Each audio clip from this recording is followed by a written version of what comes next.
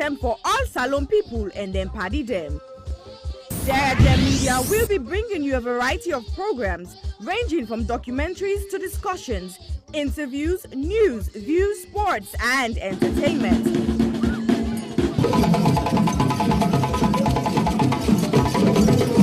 Our programs will contain matters on development, governance, the economy, and issues that are of importance to Sierra Leone. So, no left BNO because we get Bebe program then like Salone discussion, meets the ministers, the president's hour, and the Gladi program. Look me, I look you. All this they start soon na www.sarahgemmedia.org. Now who's tem these?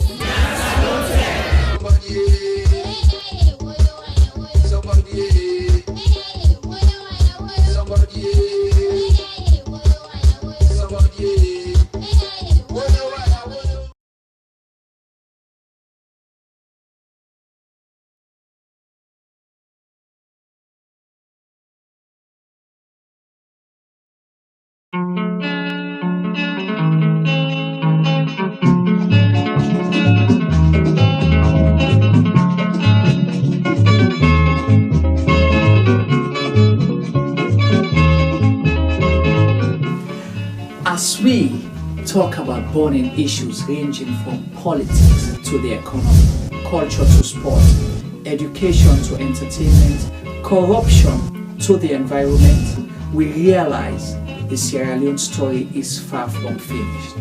So, Sarah Gem Media Production brings you Zoom In. Zoom In is the program that engages everyday people, entrepreneurs, inventors, entertainers, activists, policymakers, and politicians to discuss and debate issues relating to Sierra Leone. Zoom In digs deep into the issues and stories. Zoom In ensures the debate is pushed to another level.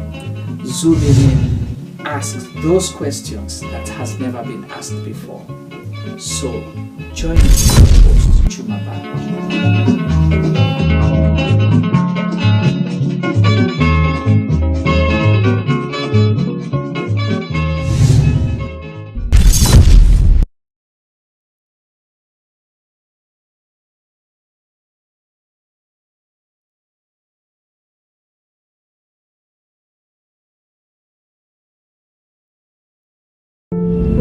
I was raped multiple times by my aunt's boyfriend when I was 6.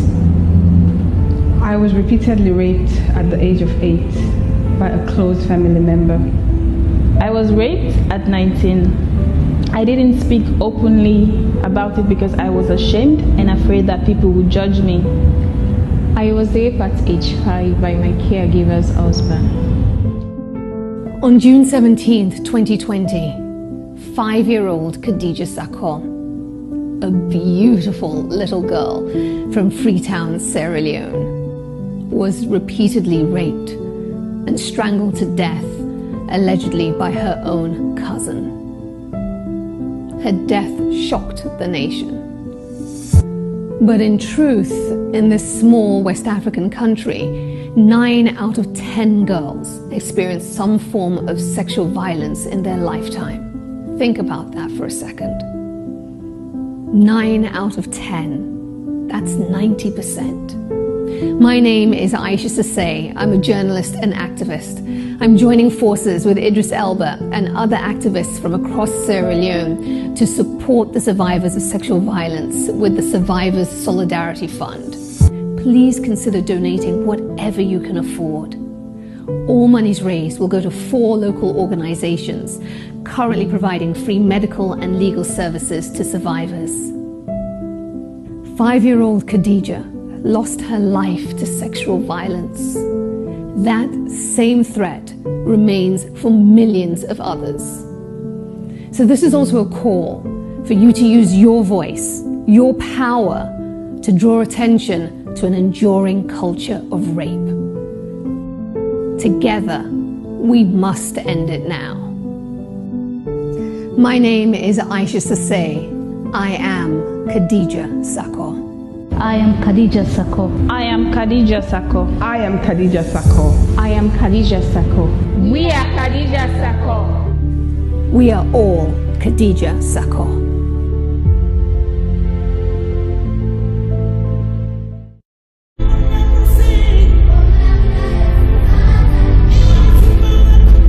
When I was young, a lot of things were different. Unfortunately, most of the differences seen now are heartbreaking and are not good at all. Before now, men were strong protectors of the weak, fathers, brothers, lovers, sons. Their mere presence guaranteed the safety of women and children. But what do we do now? Men harassing and raping women. Men sexually abuse little girls. Men battering and killing their wives. Any form of sexual assault, be it rape, sexual abuse, or pedophilia, is a killer to human self-esteem. Women should stop dying in silence. Speak now. The rapist should be stigmatized, not the victim. I think death sentence should be the consequence of such terrible act. And you mothers, build confidence in your children, put trust in them, listen to them when they make reports, and take necessary actions.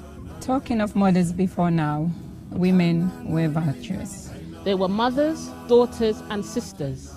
Nurturing, counseling, supporting their men folks. But now, women are trafficking female children for money. Women are forced to be silenced. All this must stop, and it must stop now. Real men do not abuse, rape, or molest women and children. It is barbaric, unacceptable. Let all real men stand with us. Together, let's say an emphatic no to rape, sexual abuse, pedophilia, and domestic violence.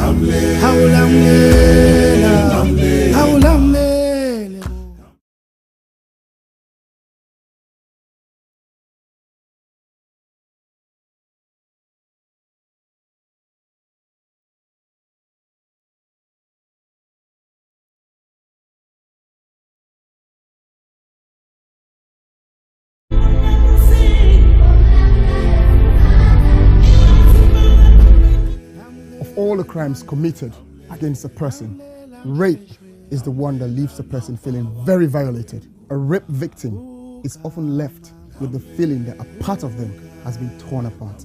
To use another person's body and ignore the souls that resides within is one of the most outstandingly shocking crimes that one person can commit against another. Some men harass and rape their women. Some men sexually abuse underage girls. Some men beat and kill their wives. Any form of sexual assault is unacceptable. There must be consent before you act. Being in a relationship is not consent. If they are not sober, they can't consent. Flirting is not a consent. We had sex before is not consent. Silence is not consent. Only an informed, sober, freely given, ongoing, and enthusiastic yes is consent. Women should stop dying in silence. A man does not become a real man by physically dominating a woman. A man becomes a real man by loving, protecting, and respecting the woman. Real men do not rape or abuse women and children. Let all real men stand with us. And together, let's say no to child abuse, no to domestic violence, no to all forms of rape, being it spousal rape, intimate partner rape, child sex abuse, statutory rape, date rape, serial rape, and gang rape. We must rise up against this ugly trend. Justice for one, justice for all. All sexual assault must stop, and it must stop now.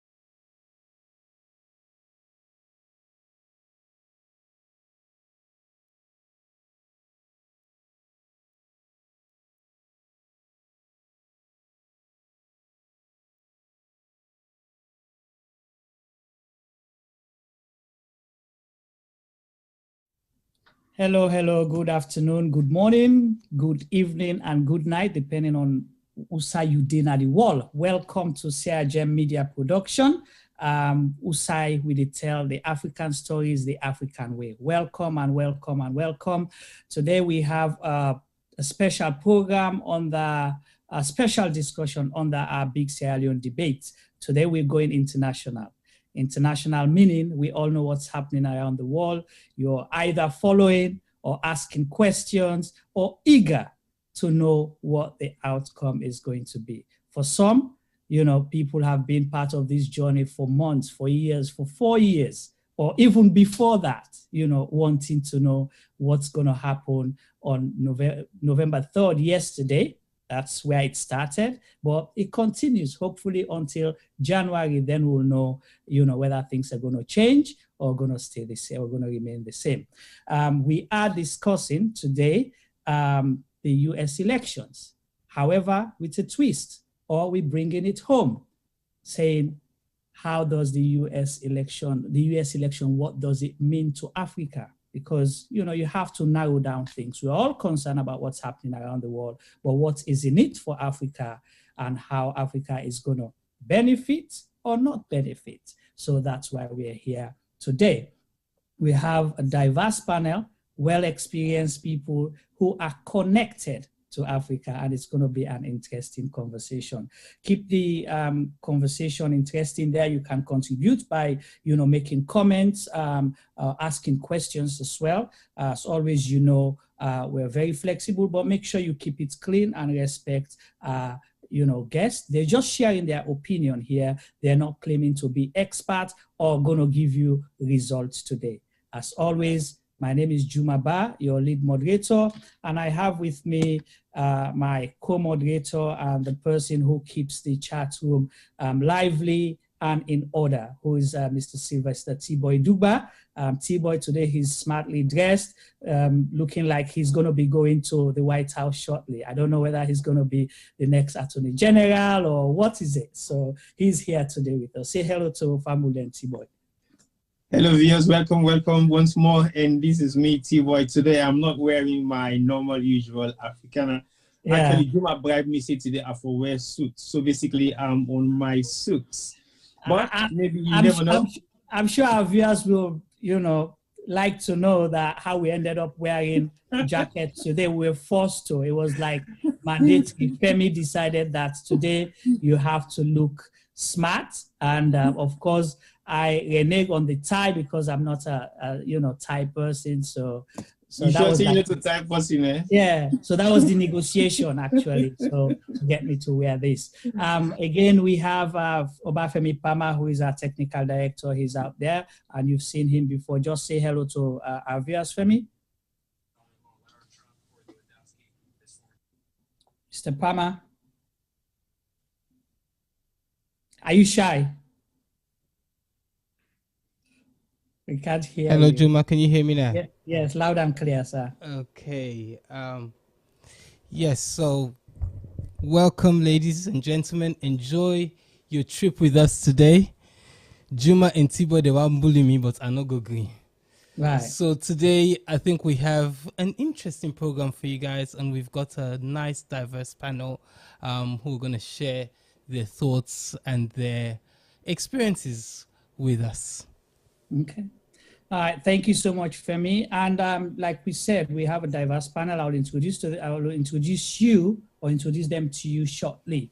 But again, let's just talk about the topic. We say U.S. election and how and what does it mean to Africa? We all know, we've said it before, and whether you want to accept it or not, we say when the United States of America sneezes, the world, or for us, Africa catches the cold. So it could be a cold that you can cure quickly or something that you can live with positively for the rest of your life, depending on how you see it. But it's a conversation worth having because the world is so connected now. We've all seen with the COVID pandemic. It's all started possibly in China. That's what the narrative have been. We don't know whether it's true or not, so I cannot attest to that. But we'll go with the popular view, say the pandemic started in China. And everyone thought that's China's business. Let them deal with it. Then he moved to other places, the United States. Oh, it's their business. Now the whole world is paying the price or have to deal with that on a daily basis. We don't know how long it's going to take. So is the United States elections. And for Africa, you know, it's a history that we've had, slavery and all other things. So you cannot detach Africa from what is happening in the United States. That's the reality. You talk about politics, you talk about the economy, you talk about immigration, you talk about peace, security in the African continent, you will not discuss it without discussing America. So that's why we're here today. I'll leave the conversation with our panelists. So I'll just ask the question and possibly provoke the conversation. Let me start by introducing our guest from far west coast of the United States, who is Aminata Radia Sey, commonly called Mimi. She's a writer and a social justice advocate, and I've been following her for months and months, possibly years, and I see how active she's been with the Black Lives Matter campaign. You know, I'm just saying that for right now. She didn't know that I was following her, you know. So welcome, Mimi or Aminata. Thank you, Mr. Juma. Thank you. I'll come back again for you to introduce yourself, so I guess we know who you are. The next person on our panel is Joshua McDermott. He's a PhD student at the University of Pittsburgh. Joshua, can you say hello to our viewers, please? Hello, thank you for having me. All right, wonderful. We're glad to have you as well. And we have our very own lawyer, Mrs. Fatmata Barry, based in Maryland, United States of America. She'll do the rest of the introduction later. I know she has an interesting profile that possibly some of you don't know about, but she's so fit for this conversation as well. Say hello to our viewers, please. Thank you, Juma. Hello, everyone. I hope you're doing well. All right, wonderful. We're glad to have you. And then we have our regular, the man of the people, own journalist, Sierra Leonean most celebrated, and an international journalist as well, Winston Ojukutu Macaulay Jr. We're not hearing you, sir. Thank you very much. It's good to be back here. Hello. I see you are multicolored today. You have the red, you have the blue. Are you trying to confuse us here, or are you sending a message? No. Let's leave that for another day. Okay, thank you so much. Thank you. So let's just start with the introduction. Aminata, please, would like for our viewers to know more about you, what you do, and why you think it's important that you weigh in on this conversation today. Thank you very much. Thank you very much, Juma. I am so delighted to be here. I'm honored to be here with my fellow panelists. Some of you I know and some of you I'm meeting for the first time. It's a pleasure. Thank you very much to CRGM Media for inviting me last night to take part in this. And it's also a pleasure to be here and to represent for Sierra Leonean people, at least the people on the west coast of America, I hope. I am a writer. That's what I do. Some of you follow me on Medium, or you have followed me for years on Facebook with my posts. I write and express myself introspectively. I do so with my opinions about different matters. I am especially interested in the movement and advancement of Black people in America, because I have been here for almost 3 decades, and I have 2 boys here and a daughter, and all of these issues affect them. And so I write, first of all, putting my heart forward as a parent and as an American citizen. I write because I see how things have moved in this country, and we can see from the obvious immense support of the government that we have in power now that our country this country is divided. It is divided on issues of race, on issues of poverty, on issues of health, and the advancement again of Black people. And so it interests me to write. I serve on several boards here in the Portland area and also nationally I'm living with MS, and so I am very active in that community as well. And I'm happy to serve on the board of the National Multiple Sclerosis Society. That's new for me and exciting. So I expect to do some great things there. I've written several articles for Medium. The links are available. You can check them out on my Facebook page.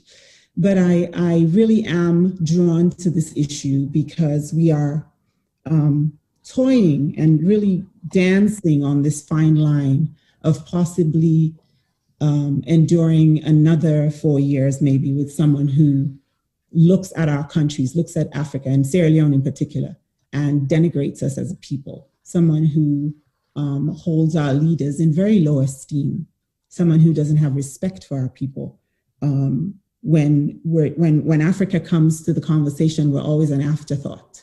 You know, we come behind other issues that are important. We're never brought to the table with equity to have a voice and to speak for ourselves. It never is the case. And so I'm always interested in elevating, you know, for the African and the Sierra Leonean. So I'm happy to be here today and to share. I'm going to stop here so my other panelists can introduce, my fellow panelists can introduce themselves.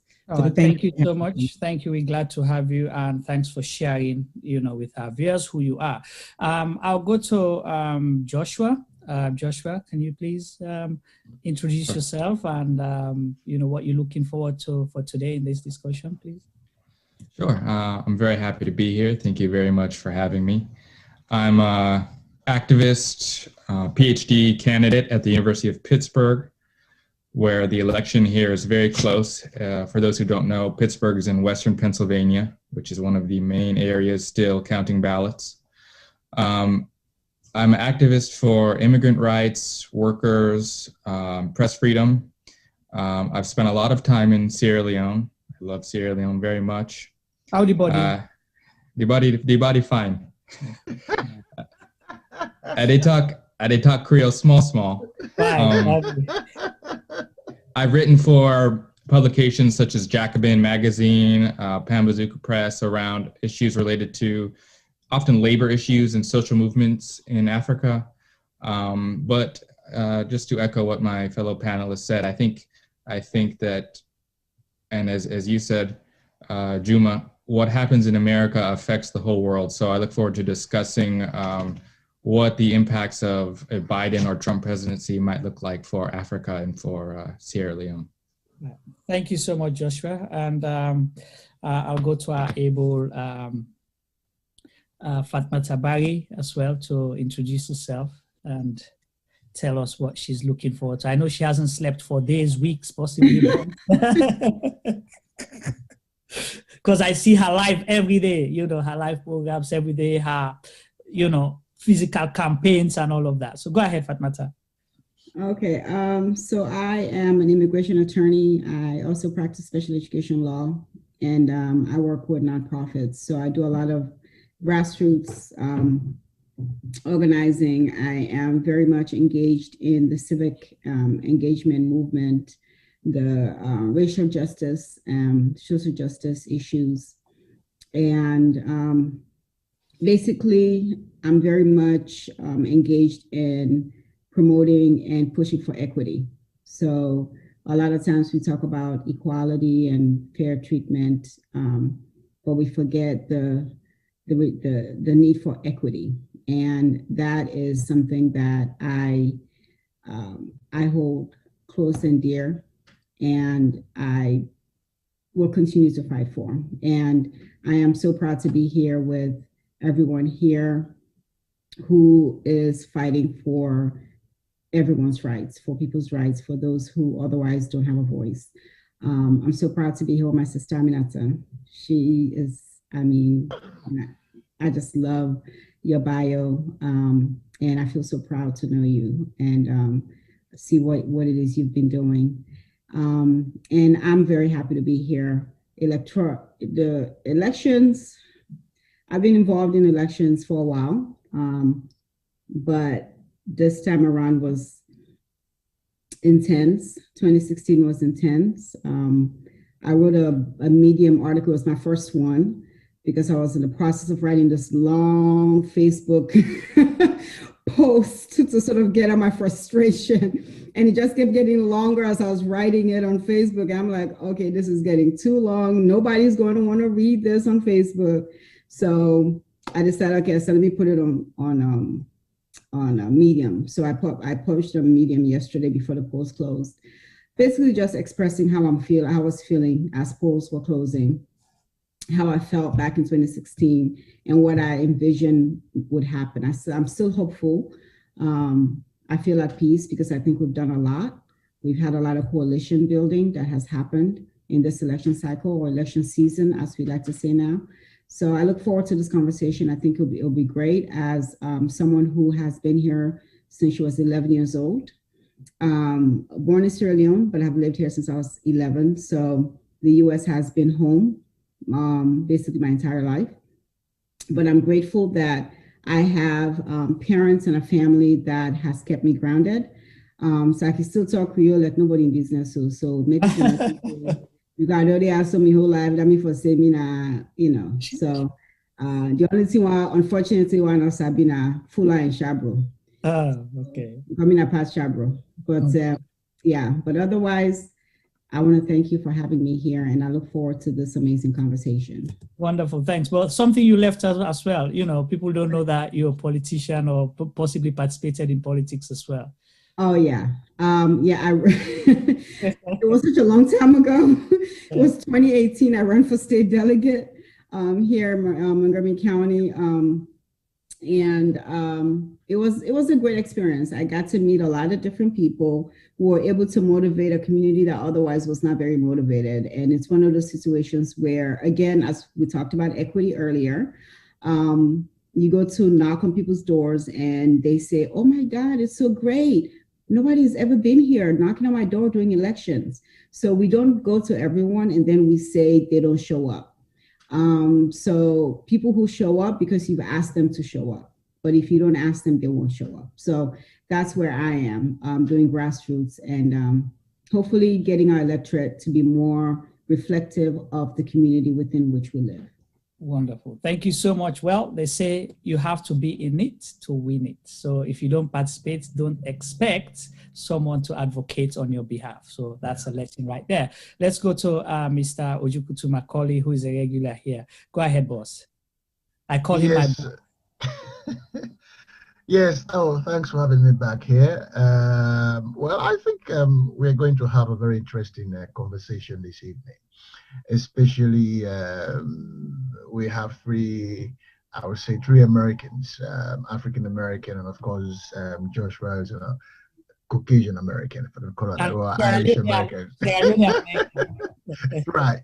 What I really like to know or get a little bit more understanding is this idea that those who are supporting Donald Trump, that if Biden wins the election, it's the death of American values. What are these values that Donald Trump represents that that we are yet to see or experience? I mean, because so far, for those of us outside America, we have not been impressed with the last 4 years of President Trump. But I look forward to the conversation, and as we go along, we will be talking about the effect it has on Africa. I mean, even during the past 4 years, not just what will happen if he wins again, but what has happened already. So I think it will be an interesting conversation. It's good to be back. Thank you so much. And so we'll just go to the topic proper. So I'll start with Aminata again. So let's say, Aminata, we say the US elections. What does it mean for Africa and to Africa? So, and then for Africans as well. So Africans living in the United States, Africans living, in other places of planet Earth. First and foremost, just like I alluded to earlier, this administration as it sits now, because we don't have a winner yet, and so we have an administration in power still, as it sits now, has denigrated Africans. So I'll just start there first. We have been cast as people from, the word he used, okay? and from those types of countries, which does not speak to having the respect that we have come to know America to give to the world. America has been a beacon of light. America has been the country that steps in when there's wrong happening in the world. America has been the leader in, of course, promoting democracy, but also in, fixing situations. Yes, it has not always been rosy, but at least we came here seeking something that was different from what we knew on the continent when we were there. I left very young, but what I know Africa to be, and I think someone also alluded to this in the beginning of our conversations before we got on live, that we had a vision of America as Africans coming here. There's something that we were seeking when we came here. We were seeking to have our rights, to have, I always say this, a seat at the table, to have equity, to have our rights recognized, and we're not getting that. We are instead getting disrespect. We come here as a community of educated folks. And for those of us who came here not being educated, we sought education in this country. And if you look at the numbers, we're graduating college and getting professional degrees. We have professional jobs as Africans in America, but we're not being recognized for these things. And these disparities have only been accentuated, I think, or more so been accentuated in these last 4 years, where there's just that across the board disrespect. You cannot build a country. First and foremost, you are building all of these Western democracies as we know them have been built on the backs of Africans on our resources, on our minerals. We come into spaces where you treat us as if we are constantly in some sort of vulnerable strategic dependency role. We're always depending on you. They don't treat us as if we have enough to rely on ourselves as a community and develop. And I understand that, yes, Africa is developing, or as they like to say, the third world, but this stratification of us as being on the bottom of whatever the ladder is has gone on for so many years. And these 4 years have just proven to me that we are actually what America was, the values that we had for America are actually being eroded. How we saw America, the rest of the world saw America, is actually being eroded slowly by just what this administration has perpetrated for the last 4 years. So right. That's where I am. Right. Thank you. Does this answer the question? Well, yeah. The conversation continues. So we'll get it's for our viewers to form their opinion or take what they think is relevant or disagree. So you're right. You have your you can contribute as well, making your comment or asking questions or clarification as well. So Joshua, do you share that same sentiment, or you have a different view? Because you possibly have visited Sierra Leone, for example, and possibly other African countries, or follow the discourse out there.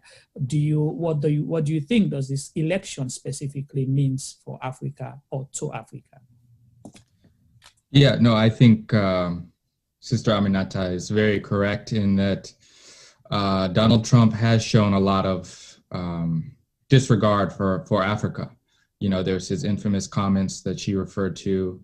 And this has especially been impactful to immigrants from Africa. We often talk about in America, we talk about immigrants as if they're only coming from Central America. But we have many African immigrants in America who, have been adversely affected by Donald Trump's immigration policies. I think another big area right now where Donald Trump has had an impact, or at least an influence in Africa, is around the issue of police brutality and the Black Lives Matter movement. If we look to Nigeria, what's going on in Nigeria right now with the End SARS movement, I don't know if people are familiar with that, but in Nigeria, they're also protesting police brutality the way that Black Lives Matter has been protesting police brutality here in America. And Donald Trump's response has been to, call Black Lives Matter activists terrorists. He denigrates them, endorses conspiracy theories. And I think that emboldens people like Buhari in Nigeria or other heads of state in Africa to treat their citizens the same who might also be protesting police brutality. So In general, I think it's very true that America's standing in the world has taken a hit due to the way Trump acts and behaves and the way he treats American citizens, but also citizens from abroad and immigrants. Okay, thank you so much. I'll go to our able lawyer, Fatmata, and also, should I say, a politician as well, who's been very active. I don't have to leave that behind. And it's very important. The reason is because possibly a lot of people from Sierra Leone may think that as an immigrant, you do not have rights to participate in politics. That's why I keep projecting that as well. So forgive me, you know. No, it's okay. So go ahead, Fatmata. It's fine. It's fine. Thank you so much. All right. So basically, you want us to talk about what we think about the U.S. and as it relates to the continent. Correct. Well, I think my sister here said a lot about where we are as a continent as it relates to the United States. We know that the level of education that Africans have in this country, statistically speaking, we are the most educated of immigrants, and even to the extent that some studies found that even more so than the natives within the U.S. Itself. So we have that in our pockets, at least in the diaspora in the U.S. itself, but again, recognition is not there. Where I live in a county where the African immigrant community is the second fastest growing immigrant community that we have. We're growing, we're getting stronger, but again, we don't have the political strength or power or voice that is reflected based on who and what we are and what we do.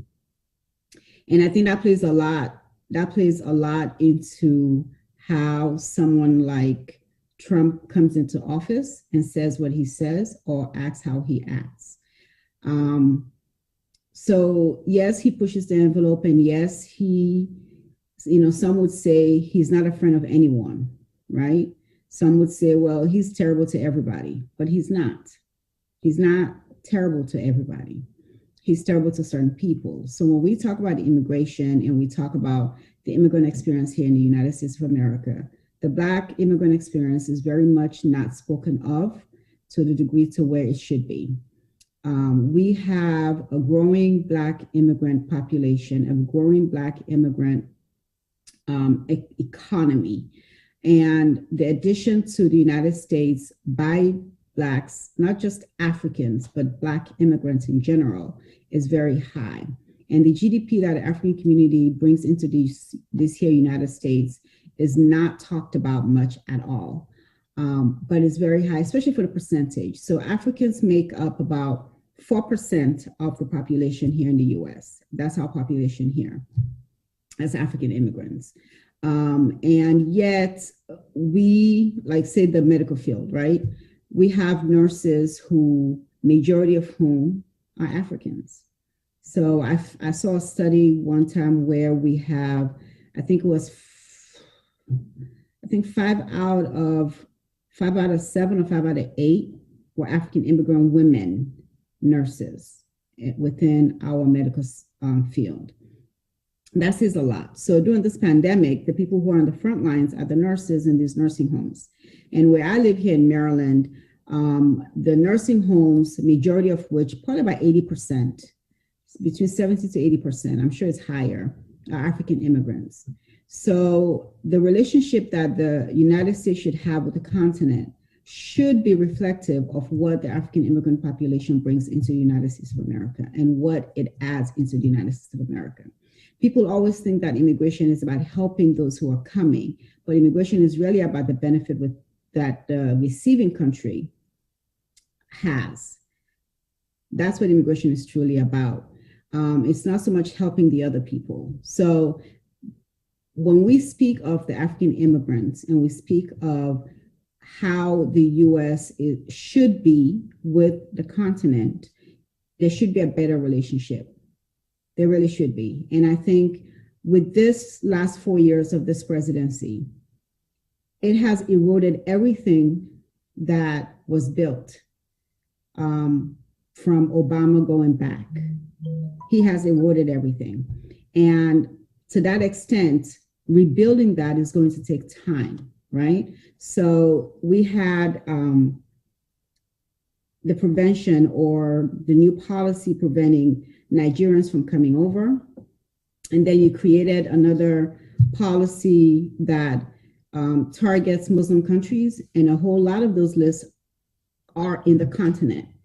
So there may be Muslim countries, so they're targeting us as Muslims because I'm a Muslim, they're targeting us as Muslims, but at the same time, those countries are within the continent of Africa.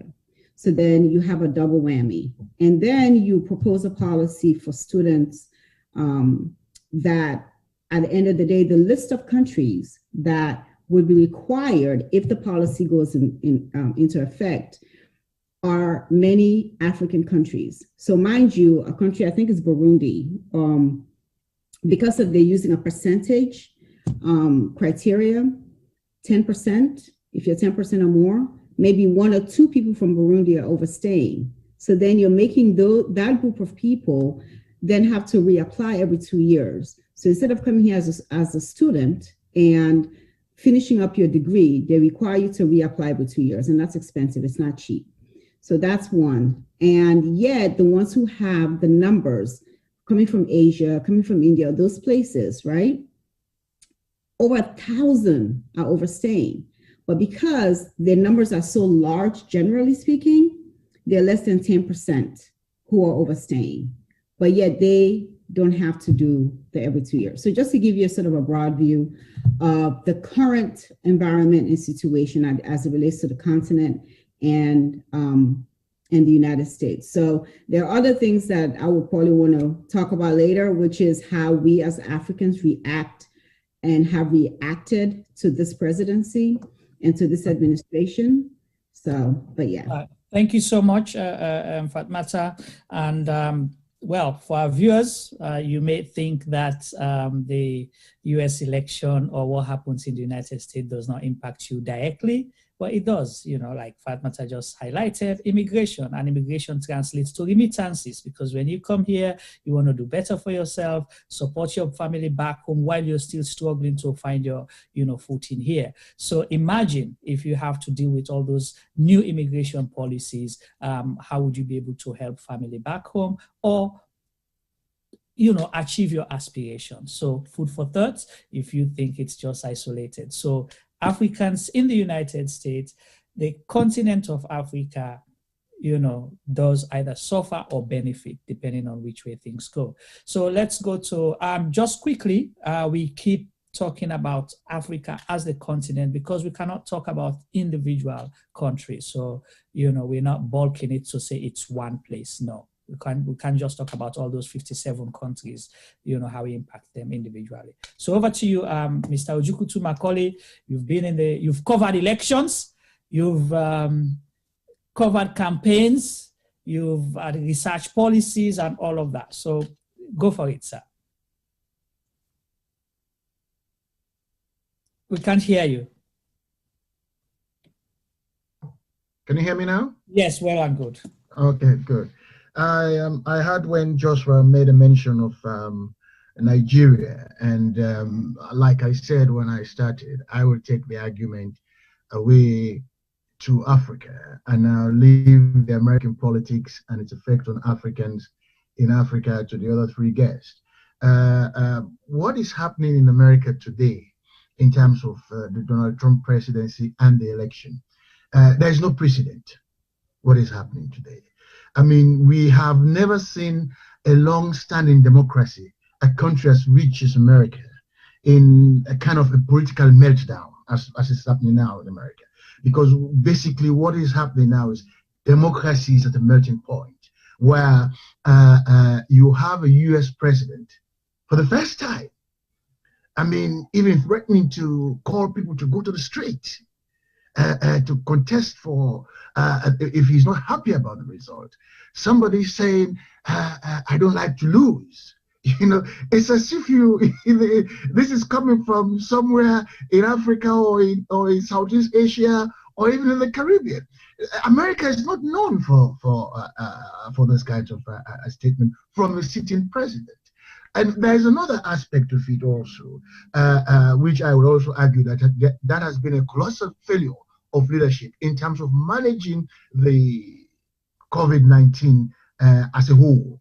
You know, I mean, Thabo Mbeki, years back, during the spread of HIV, was in denial about the HIV to a point that thousands of Africans died because former South African President Thabo Mbeki refused to accept scientific reports that yes, AIDS is real.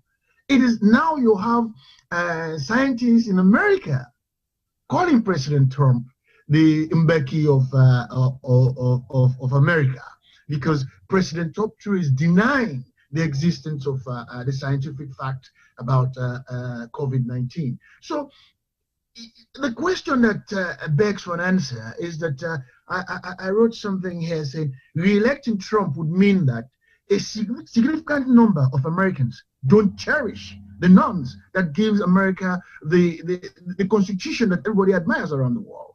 It means that there are people in America who don't cherish freedom, who don't cherish respect for human rights, who don't respect the basic necessities of not necessarily living, but of eating or drink, sleeping, but as you as a human being, as a black person, as an Asian. The other day, one of his campaign aides was provoking the vice presidential candidate for Joe Biden, saying "Kamamalala, Kamalalala." That is that's unbelievable. It's unbelievable that you have to a point where Asians right across America started hashtagging, "My name is Mukwa, my name is," trying to say my name is important, simply because somebody, a white man, went on stage and was provoking Kamala. Is it called Kamala? What's the right pronunciation for that name? Kamala, yes, Kamala. And he was saying, "Oh, my name is Mama Kalala," something like that. And you begin to ask yourself, what is going on in America? Is this the United States of America? Is this? So, like Joshua said, we have President Buhari in Nigeria, basically ignoring Nigerians. If President Trump is re-elected, it is disaster for Africa, because no president is going to listen to any ambassador in any African countries telling him or her you should have a fair elections in your country, because basically no ambassador is going to walk into a state house and say, "Mr. President, you are abusing human rights, and Mr. President, what you're doing is not right," because they will say, "Hey guys, go back home and what is happening in your country." So it is a very serious situation we are facing today, and let's wait and see what happens. All right, thank you so much, Winston. I'm gonna, flip it a little bit, then we'll come back to the policy issue, because just to have a fair conversation. We've talked about Trump, how he's disrupt what's supposed to be the norm, or the decorum that existed before him. And now we don't know who's going to be, whether it's going to be him, 4 years of Trump, or, it's going to be Democrat Joe Biden. So, Aminata, what do you think will change if, for argument's sake, the White House changes the guard, we have Joe Biden? Is there gonna be anything different? What Joe Biden is gonna bring that's gonna benefit Africa that Trump is not doing right now, in policy-wise? Policy-wise, I'm looking at, I just want to give a small example of specifically 4 different organizations: ICC, maybe WHO, right, African Development Bank, and then there was another one. The World Trade Organization? Yes. Yeah, the World Trade Organization. And let's just look at how the Trump administration has dealt with each of those cases, or our representation in those world-renowned organizations. I think first and foremost, the disrespect he has shown to our leaders that we have in those organizations will change if there's a Biden presidency. I think that Biden will be able to come to the table with like very, very constructive ways with respect that we can communicate with these people who are, mind you, professionals in their sectors. Okay, these are professionals in their sectors.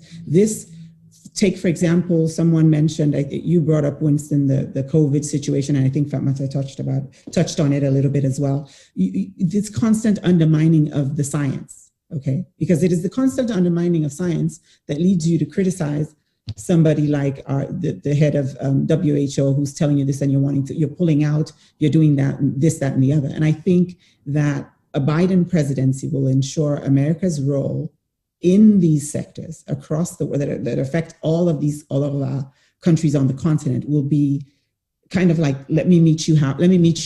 This is what I'm bringing to the table, and I respect what you're bringing. Do you see what I'm saying? We had initiatives like, what was it? Obama's Africa initiative, the leadership for young children. Why are all these names? Young adults, all these names are running out of my mind right now. But for those types of, reviving those types of programs, where there's a mutual respect, there's a mutual understanding. And I think that's what will change. You know what I mean? Understanding our value, like, again, Fatmata mentioned this, understanding, I think, Fatmata, you said that Trump is not terrible to everybody. He's just terrible to some people. I think a Biden presidency will be able to examine what our role is and the importance of it in America as immigrants. You understand? Not to begin to like say, not big, we can big. We contribute to this society. We remit, they send boku money home for we save young people in. You understand? But we're constantly being treated like, oh, they are so they can big, or they can, they not get, they're not, you know how they can say that Creole, you know, get IUD. You know what I mean? We dress can't find pandia with job, but they want to give reports for us.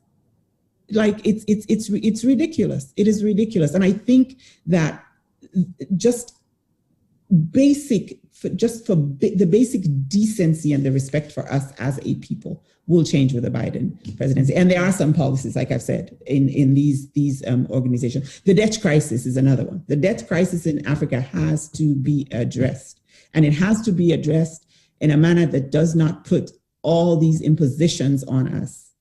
You know what I mean? Because we're not, someone should consider what resources are being taken out of Africa. I think a Biden presidency will address the debt crisis in Africa. Okay. So I'm going to stop there and allow for other people to contribute. Right. Well, thank you so much, Joshua. Do you think the same? Because we saw with a WHO example, President Trump, of course, threatened to withhold funds, for the COVID situation and all of that. And definitely, we all know COVID did not start in Africa, but if those funds were to be, withheld from the American contribution, definitely which Africans or African immigrants are contributors to the tax, that contribute to WHO funds. And definitely Africa was going to suffer, or will continue to suffer on addressing some of the issues, the research, vaccine, and all of the things that will prevent COVID spreading, deeply. That's one thing. We saw recently the issue of the nomination of the Nigerian lady to head the World Trade Organization, which Africa always advocate to say, we just don't need aid, but we need fair trade. So the institution that's supposed to be, pushing that agenda, hopefully was going to get the first African, head, but that is being vetoed or Donald Trump threatened to. So what do you think, policy-wise? What do you think Biden presidency would change? Well, I think two big things you've already mentioned. One is the WHO. I think with a Biden presidency, you would have that WHO funding from the U.S. Reinstated, which is crucial to help many African states in battling not just COVID, but other disease outbreaks, other problems.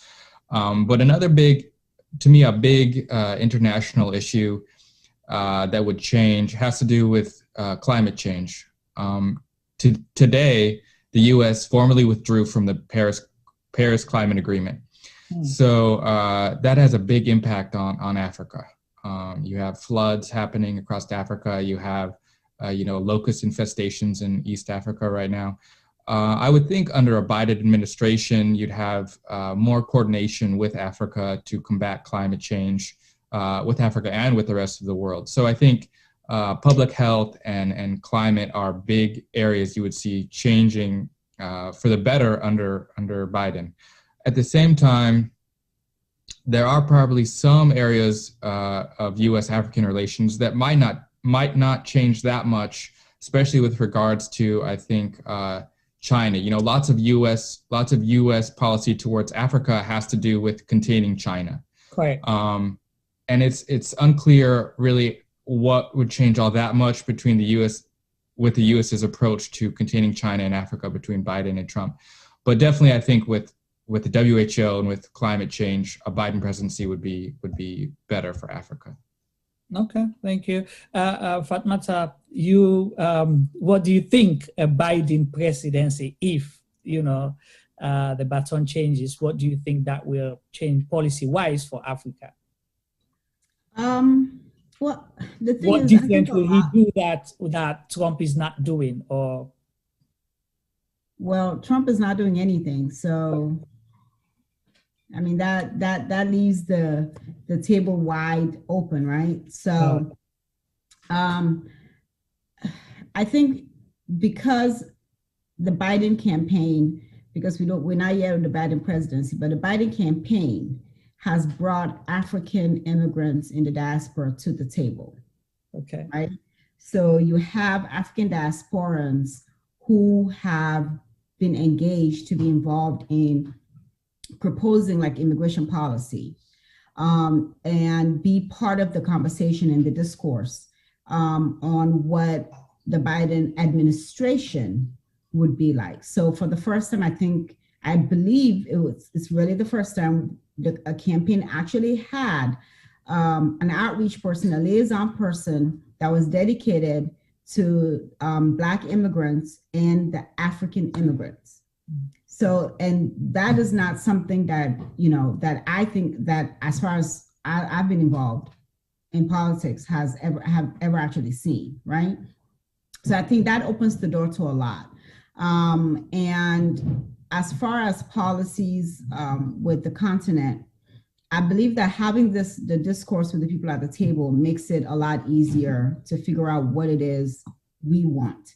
Because I think many times people who are doing for us do it based on what they think we want from them, right? As opposed to having a real conversation and having us at the table and discussing what should happen between the US and the continent as a whole.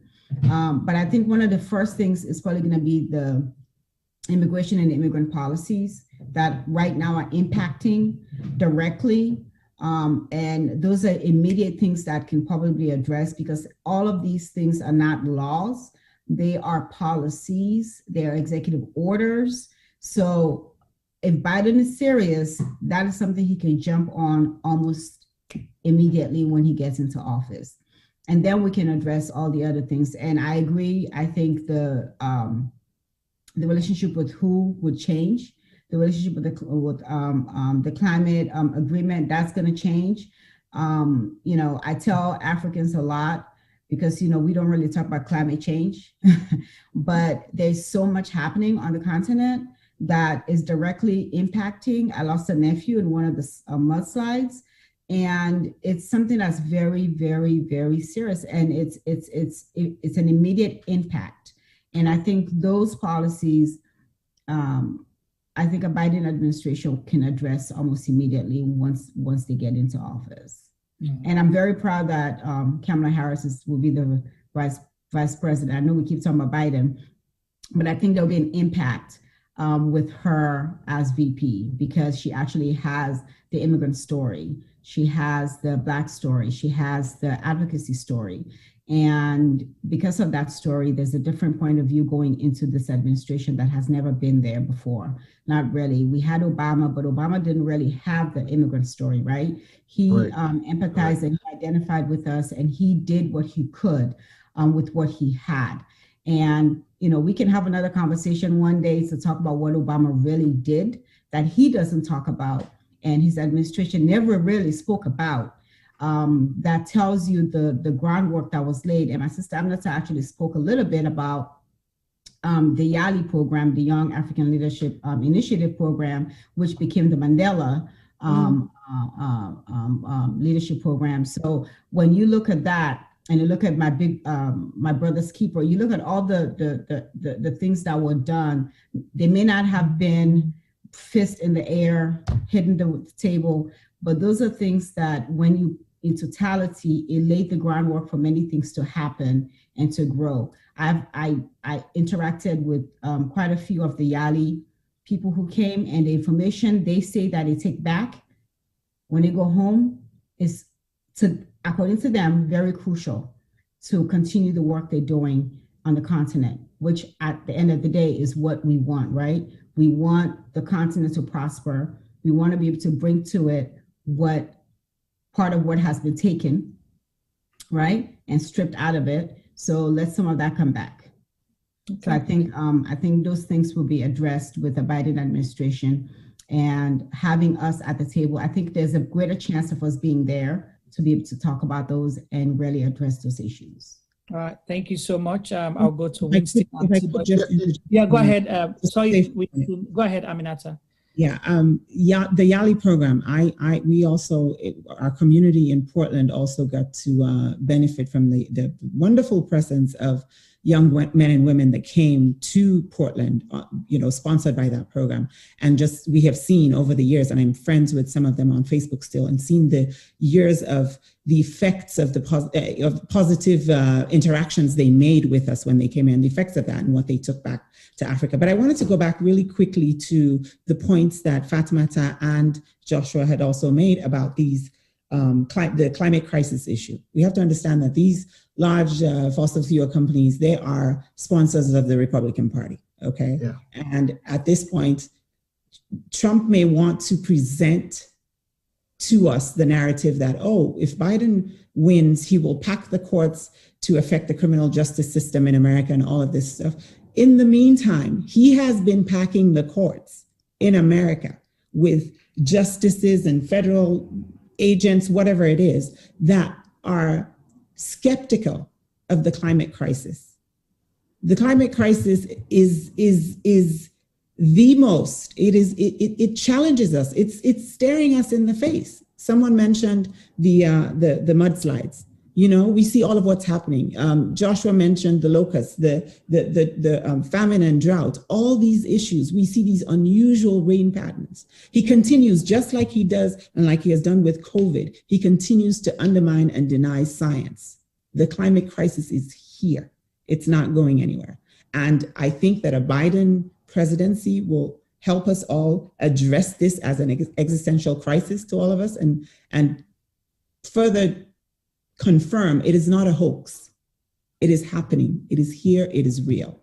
So that's another thing that I wanted to impress upon us as we talked about the whole climate crisis situation. Thanks. Okay. Thank you so much. And I'm sorry. Can I clarify just one quick thing? Go ahead. When Amnata said you have judges that are skeptical, no, they're hostile. They're hostile. I like that. No, they're hostile. They're hostile to climate change. They're hostile. They're not skeptical because they will, that's just what we have. And so, and hostile to many other things that we can talk about at a different time. But yeah.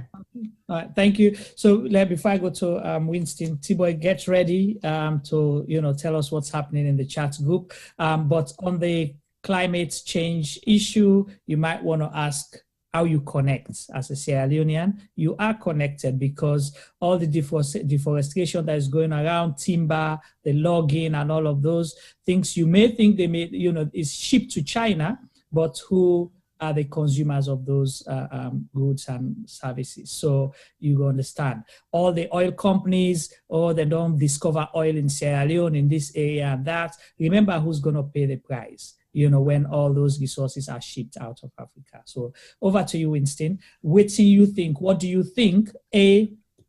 Biden, if in tomorrow, weeks from now, next week, or in January, he becomes the president, what do you think will change that will benefit Africa policy-wise?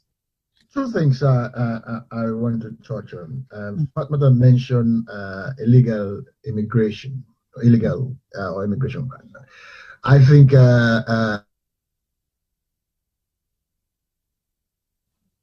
hello, are you there?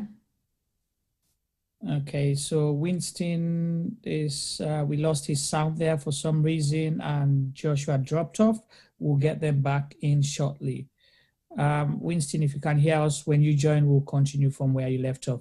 So let's go to T-Boy. T-Boy, what's been happening in the chat room so far? The chat room is fine. I think there's a lot of conversation going on there, and people are saying, Famata, you need to come back 2 years. It's not long enough for you to avoid rerun. So basically, they're inviting you to come back to it. And I think I'm quite impressed for the fact that we have women on the platform today and 2 representing. But it's a shame that they are both representing from the States and we are in the UK. But next time we'll bring somebody else to come and match those 2. And Joshua mentioned so many things that are very important. One of which is the fact that the SARS in Nigeria, which is kind of copycat reactions of what is happening in America in terms of Black Lives Matter. I think we have to be very mindful because many people in Africa don't know much about the American foreign policies and how it affects Africa as a whole. But Trump actually opened the eyes of Africans to be in current situation, knowing what is all about the American foreign policy and how it affects Africans. So Trump is a good and bad thing. Good in the fact that he raises the eyebrows of Africans. He made us realize that we have values that we possibly haven't been able to tap into. So that is one good thing that Trump brought to our knowledge. And also, he made Africans feel proud of who they are. Because when you know what sort of culture and background you came from in Africa, and then you've been told to go back for what you possibly don't know, and maybe the consequences of where you are, for example, in America, is not that suitable for you, then you will see the value of what Africa has been for you over the years that you were not there. So that's the good side of Trump, because he actually opened the eyes of Africans and it led us to realize that we are great contributors to the Western culture. Like Famata said also, Africans are learned people. When we go to Europe and the diaspora, our priority is education. And we educate ourselves, but I think we lack some amount of confidence over the years that we haven't been able to come out of our shells and then participate actively. But with the likes of Famata and Aminata, I think you guys are doing very, very well in America. And women, African pioneers are quite doing a lot in America compared to other parts of the diaspora. For example, in the UK, we have a lot of Blacks involved in development issues, but more or less Caribbean Blacks, not really focusing on the African Black community, which is quite a good thing as well. And we also have issues that somebody raised in terms of, yes, we are all looking at Biden to be the savior of Africa, but most of the American foreign policies don't really change that much when it comes to African issues. So do we need to be happy that Biden is going to take over if Trump loses the election come today or tomorrow? Will there be any immediate changes that will change the whole concept of Africa? Because we have to bear in mind that Africa is in the middle of a battleground between Asia and the West. So we are caught in the middle, and every 2 of these continents want to have as much as possible as they can get from us. So they're setting us up to fail. And we have to be in the position to stand up for ourselves and be in the position where we can take control of some of the things that we possibly have given out to the diaspora or to the West. For example, the former AU president, a woman who was actually making a statement on one of our interviews, her focus was Africans are making immense contributions in developing world. Africans are making immense contributions in the medical sector, the law sector, and even the infrastructural and engineering sector in Europe and America. And yet we have no practicing doctors in Africa. We have no practicing engineers in Africa. We have no practicing experts, people who can actually come and help to develop Africa. So her concept was Africans need to go back home and develop Africa, because if we stay in Europe and America, it might not develop Africa. So there's a lot that we have to look into and see how best we can actively involve in European politics for us to be in the position to effect certain changes, or otherwise we'll always be behind. So it's quite a good eye-opener for Trump taking over for this past 4 years. And I think if we come together as a nation, we'll be able to project ourselves in a positive manner in Europe and at the same time in Africa. So we should be involved in decision-making for things that will benefit us, not just things that we think personally or individuals can benefit from. We also have to be mindful. If Trump have a second term in office, just like one of the panelists highlighted, it will be disaster for African politics. Like Ojukwu said, it means African leaders will not listen to the American foreign policies anymore, because it means really nothing. So I think, go on. Sorry guys, I'm being chased by several radio stations here to talk about the same issue we are discussing here. So tell them to hold off. I'm fine now. I'll come to you shortly, Winston. Okay, all right. Conclude there. Okay. So basically, with the issue of climate change is in our hands. I mean, a couple of years ago, when we look at the dynamics of the infrastructural agricultural sector in Sierra Leone, I would say 60% of the interiors has been wiped out. And we were traveling from the province. We took about 6 hours. 3 hours of that journey is flatland. And it wasn't like that a couple of years ago. It means it's all been cut down to grass level, and people are not even utilizing it, but they're using those resources to burn coals and do things that are not really benefiting the environment. And today in Freetown, I bet all the windows are possibly now open because it is extremely, extremely hot. Okay. So it is a large sense of awakening for us to be in the position to realize the effects of climate change. Like Aminata said, we don't really take it into consideration, but yes, it is real. Climate change is really changing the landscape of Africa, and we should be in the position of correcting it. Will Biden make that change? Hopefully, yes, but we're yet to see what sort of foreign policies that he's going to bring back in the White House that will change the dynamics of Africans and Africa as a continent. All right. Thank you so much, T-Boy. I'm sure our panelists will, possibly respond to those questions or comments you've made. And before I go to Winston, there's one comment here, and I would like you to think about it, possibly in your response. One of our viewers stated that Trump is being rallied for speaking the God-honest truth. I'm reading what the contributor stated. These are not my opinions, okay? Trump is being rallied for speaking the God-honest truth. We, Africans, elect leaders who are happy to go outside their countries for medical assistance. If our leaders do not believe in our health system, why should we not be called the word that in the continent that Mr. Trump used? So think about that. Possibly you guys will want to respond to that. Hold you. You come to that, Fatmata. Let me just give Winston a quick run, and then please note that I'll give you the first chance to respond to that. Okay. So as I was saying, I hope a Biden presidency will address the issue of the illegal immigration. That is a very serious issue in America. And the other issue I also, a lot of people are looking forward to a Biden presidency really addressing is the issue of Black Lives Matter. You see, I hear Aminata and others talking about Black Lives Matter and people coming out on the street right across the world shouting Black Lives Matter. What we need now is not just the issue of saying scrap the police or defund the police. What we need now to actually understand and appreciate the fact that the other side really have got the message, and that we on this side are really going to do something about it, is actually getting the presence in the boardrooms, principals, head teachers, more. Yes, there are a lot of medical doctors, but how many of them actually control budgets? How many of them actually determine what hospital how many hospitals we're going to build in America?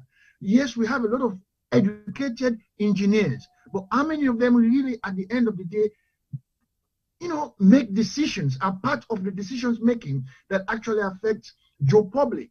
So the issue of Black Lives Matters can only become something great at the end of the day, because I'll tell you something. George Floyd, may God bless his soul, must have been somebody with a very strong spirit for his death, brutal death, to have triggered what happened in America this year and across the world.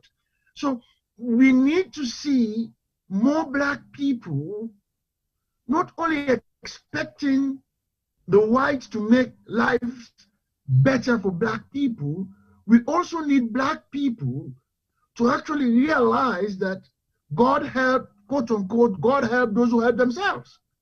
We cannot continue to say, because I'm Black, that is why this is happening to me. Okay. We also have to go out and also make the effort to help our people to recognize that they too do have a role to play in terms of making Black Lives Matter. So I hope a Biden presidency and all those who are supporting the Black Lives Matter campaign can address those issues. Okay, thank you so much, Winston. Let's go to Fatmata. I know she wanted to respond eagerly to that comment that I highlighted. Go ahead, Fatmata. So I will comment to that. I want to comment on that, but I would also like to respond to my brother Winston. Okay. Okay. Go ahead. So first, I'll go to that first comment. Yes, we have leaders who we know have been and are corrupt. And yes, we have leaders on the continent who are not doing what they should do for their people. However, when you call nations asshole countries, you're not calling the leader asshole. You're calling the countries, so which is the people within those nations. So we can try to make it sound any kind of way and say, well, they're only calling us that because our leaders are so on and so forth. But our leaders are not us, right? Just like people want to not claim Trump, our leaders are not us. So in that sense, we need to, as Africans, stop doing the false equivalency. Yeah. Because this is what you call false equivalency. You are allowing someone to denigrate you as a people because you have leaders who are not up to snuff. And that is a recipe for us to not take pride in who we are as a people, take pride in our cultures, take pride in our nations, because we are basically handing it over to this person and saying, you are right. We are this that you say that we are, but we are not. So that's just to respond to that, because that's not who we are. That's not who I am. And that's not who Mama Africa is. Mama Africa serves and takes care of the entire world, because we have all the resources that are being ripped out. The continent has been raped on for so long. And what every other nation is building, they take from us to come build. So that is a different conversation we can have that can take longer. Yeah. But my brother Winston, Black Lives Matter and defunding police. When people talk about defunding police, yes, there are some who say dismantle everything and start over. People are not talking about not having police, right? People are not talking about not having order. That's not what people are talking about. People are talking about the system that was built to capture Black people in this country. That was the basis. So if you have that basis, you cannot be surprised on the results that basis is giving you. That is what people are fighting against. People are fighting the institution and the way it is set up that equals catching Black people in this country. And the result is Black death. The result is higher arrests. The result is higher stops, even though Black people resist less. 1, 2, Black people who resist are not armed, but their white counterparts are armed, but they don't die at the same rate. Okay, so some people will say, well, more Black people, more white people are killed, but we're talking about proportionality for the amount of, for the percentage of Black people in this country and the percentage of those who are shot and killed by police. There's a huge disproportionality of that, okay? And I hear this a lot about Black people they want, stop asking, So we, historically in this country, you had places like what they call Black Wall Street. Black Wall Street came to be in Tulsa, Oklahoma, because Black people were not allowed to go into the white area to buy, to shop, to do everything that a normal human being would do. So they said, okay, fine. Since you're keeping us on this other side of the tracks, we will keep our money within ourselves. And over time, they built their own community. They made it into a vibrant community. They had doctors, they had lawyers, they had banks, they had everything. And they were successful. You know what happened? They were bombed. They were killed. The entire area was annihilated. We have places in Florida where that happened. I can go on. So when Black people are saying Black rights or Black Lives Matter, they're not begging anyone for anything. They are saying, leave us alone. But if Black people are left alone to build themselves, think about it. A people who were enslaved in this country, a people who went through Jim Crowism, those people are doctors and lawyers. They have their own institutions of education. I went to one. I went to Florida A&M University. It's a HBCU. I'm proud of it. And the expectations that they had of me there was very different from when I went to another school. I'm not saying they're not good. All I'm saying is, for my personal experience, what I got from FAMU and the expectations that they had of me was so high that I had no choice but to elevate myself to meet those expectations, besides having a wonderful family. So just so my brother Winston, you can understand, Black people are not begging for anything. They're not asking for crumbs. What they're saying is, we want equity in this country that we built, that our blood spilled on, that we worked for and made what it is today. We want the equity that everyone else has. That's it. No favors, nothing extra. Thank you so much, Fatmata. And again, like we say, when the US sneezes, the Africa catches the cold, or the rest of the world. So it is important. You might think that, oh, we're talking about what's happening in the United States and it's not related to policies, but these are policy issues and they affect Africans and Africa directly, because if you're not safe where you are, you will not be able to do the things that you're supposed to do. And as Fatmata stated, that Africans are not begging, because one thing I know about the African immigrant story, the aspiration is for a better future. When people come, whether they have all their documents and all of that or not, they will try to find a job because they are proud not to wait for someone else to, put food on the table. They will find ways around to survive.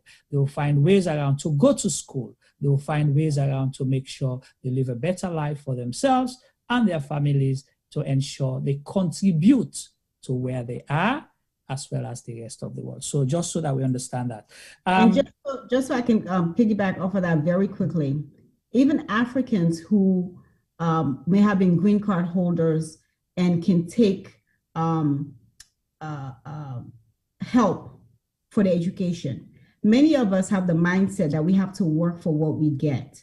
So many Africans pay out of pocket for school. You don't find many Africans who, we're getting a little better, because I've been telling people your tax dollars are going into this. So you need to take some of that back. But many of them do their own and they pay for themselves out of pocket. So just so you people will understand how the African mind works. And that same work ethic that we have here is what we have on the continent. Wow. It's unfortunate that we don't have good leadership, but that's what we have in the continent. And no one should be calling us asshole countries. Right, thank you. And there's a question here or comment which I'll read out, and I'll start possibly with Joshua.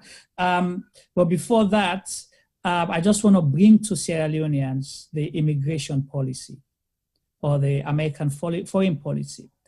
I'm not sure why Sierra Leoneans have to blanketly suffer for what a government refuses to do, because I'm not sure why the US government under the Trump administration issuing a blanket ban on Sierra Leoneans, wanting to travel to the United States, to say because your government refuses to accept those deemed as illegal immigrants. Now, imagine if there was no COVID, you would not be able to apply for a student visa under this policy. You will not be able to apply for a visitor's visa, a business visa, medical visa, you name it, as long as you are holding a Sierra Leonean passport and you do not have any kind of residency in the United States. So just so that you mind that as well.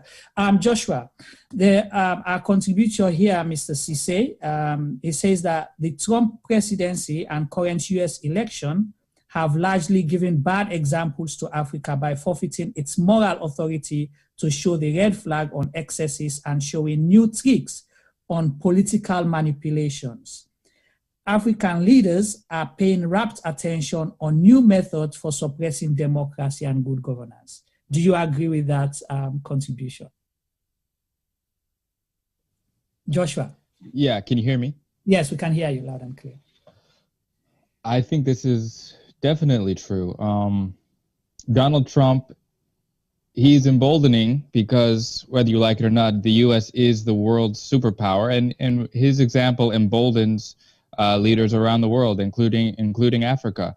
And as Brother Winston said, how is a U.S. ambassador going to say with a straight face, oh, you need to honor election results in your country, when you have a president in the U.S. who, even before the election is over, is saying he's not going to honor the election results?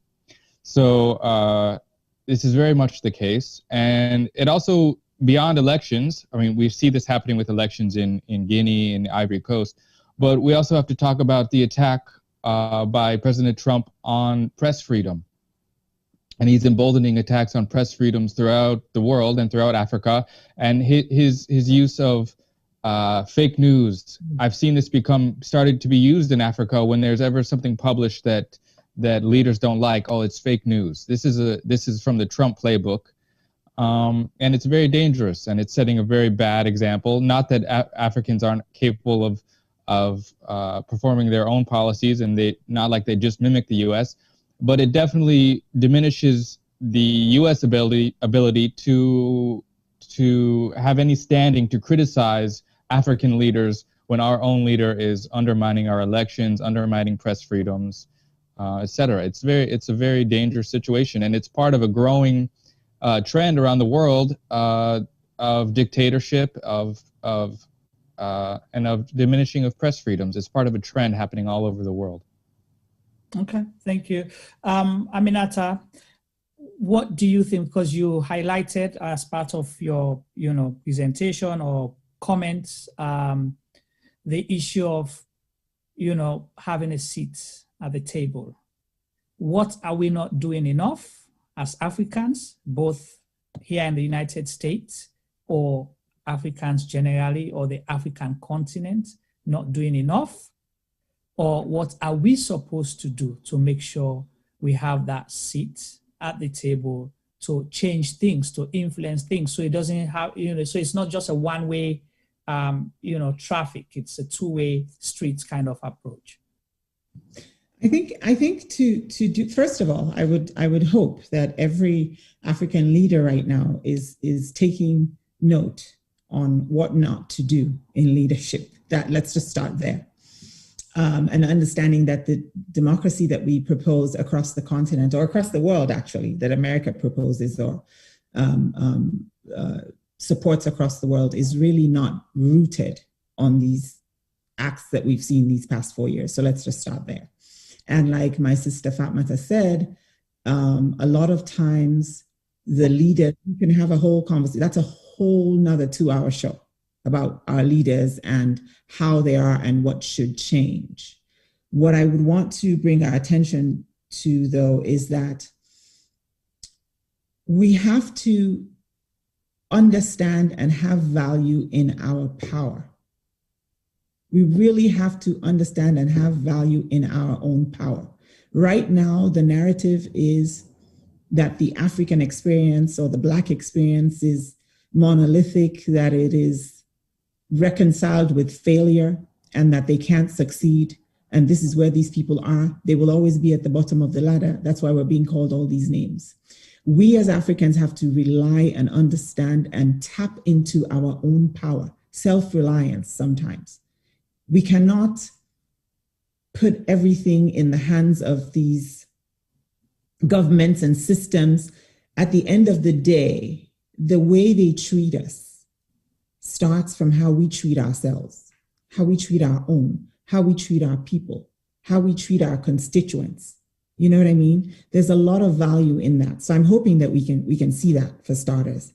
In terms of what we can change besides starting with our own understanding our own self-worth, I think that this is where I support and I hear the messaging of organizations like Black Lives Matter, because it's saying for the Black person, we're asking for that. We're not asking, we're demanding a seat at the table. And we're saying at this table, we will have equal share, equal say, equal voice. So I'm so grateful to these women. If I can remember their names, Alicia Gaza, what are their names now? Oh my God. Patrice, last name is with a C, and Opal, I can't remember their names. Opal Tomedy, help me out, Fatimata. Is it Tomedy? Is the pronunciation? But anyway, the three women, the three founders of Black Lives Matter. Actually, Black Lives Matter is founded by women. Yes. Okay. Yes, Black women, power to Black. Okay. I just wanted to emphasize that. That have given us now a bedrock, right? This organization has given us a bedrock. This is what we're seeing in Nigeria. You know what I mean? I don't know that the fix, Juma, is going to be from the top down, much more than I trust that the fix will happen from the masses, okay? Because we're seeing NSARS, we're seeing it in Nigeria. If we're going to leave it to top down for the leaders to do it, to figure it out, not going to happen. You understand? So I think for me, my biggest thing I would push to any African is just reliance in our own self-worth, understanding that our experience is not monolithic. We bring something to the table, okay? Black excellence, African excellence is not remarkable. This is how we do. When we leave our homes in Africa and come here, we don't come here to beg. We come here understanding fully what we need to do, and we're willing to work. And I think as a people, as communities, if we understand that, our leaders will get that and we will shame them, because at this point, it sounds like we will have to shame our leaders into doing differently. So I'll stop there. Well, African leaders, they say, learn what to do better and how to lead, not to disrupt. That's what the message I got from Aminata. Let's go to Winston. If we're going to bring that home to Sierra Leone, specific, because we can't do justice doing this program, mostly people who are familiar or connected with Sierra Leone, and not bring it home, because we've seen things happening. We hopefully have elections in 2 years, okay? And we've mirrored our democracy to that of the United States, mostly, and the UK. We're quick to highlight, to say we're calling on the international community, meaning, you know, the United States, because that's where they wield the power. So now, do we have any hope for our democracy in Sierra Leone with what's happening here in the United States if we have another 4 years of Mr. Trump, or even with a change? Because like T-Boy asked, is there going to be a quick fix if Mr. Biden becomes, you know, the next president of the United States? So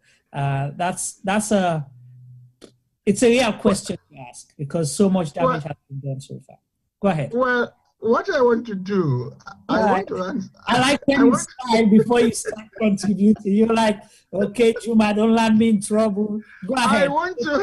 I want to answer this question with my journalistic cap on. Okay, go ahead. I want to take off the other cap. You know the other cap. Yes. Yes. Because I would have loved to answer this question with the other cap. So but let me deal with the journalistic cap. Yeah. Now, what needs to happen in Sierra Leone? Unfortunately, the present government, so much was expected of them. And basically, I would say this without hesitation, that they have failed. And for that reason,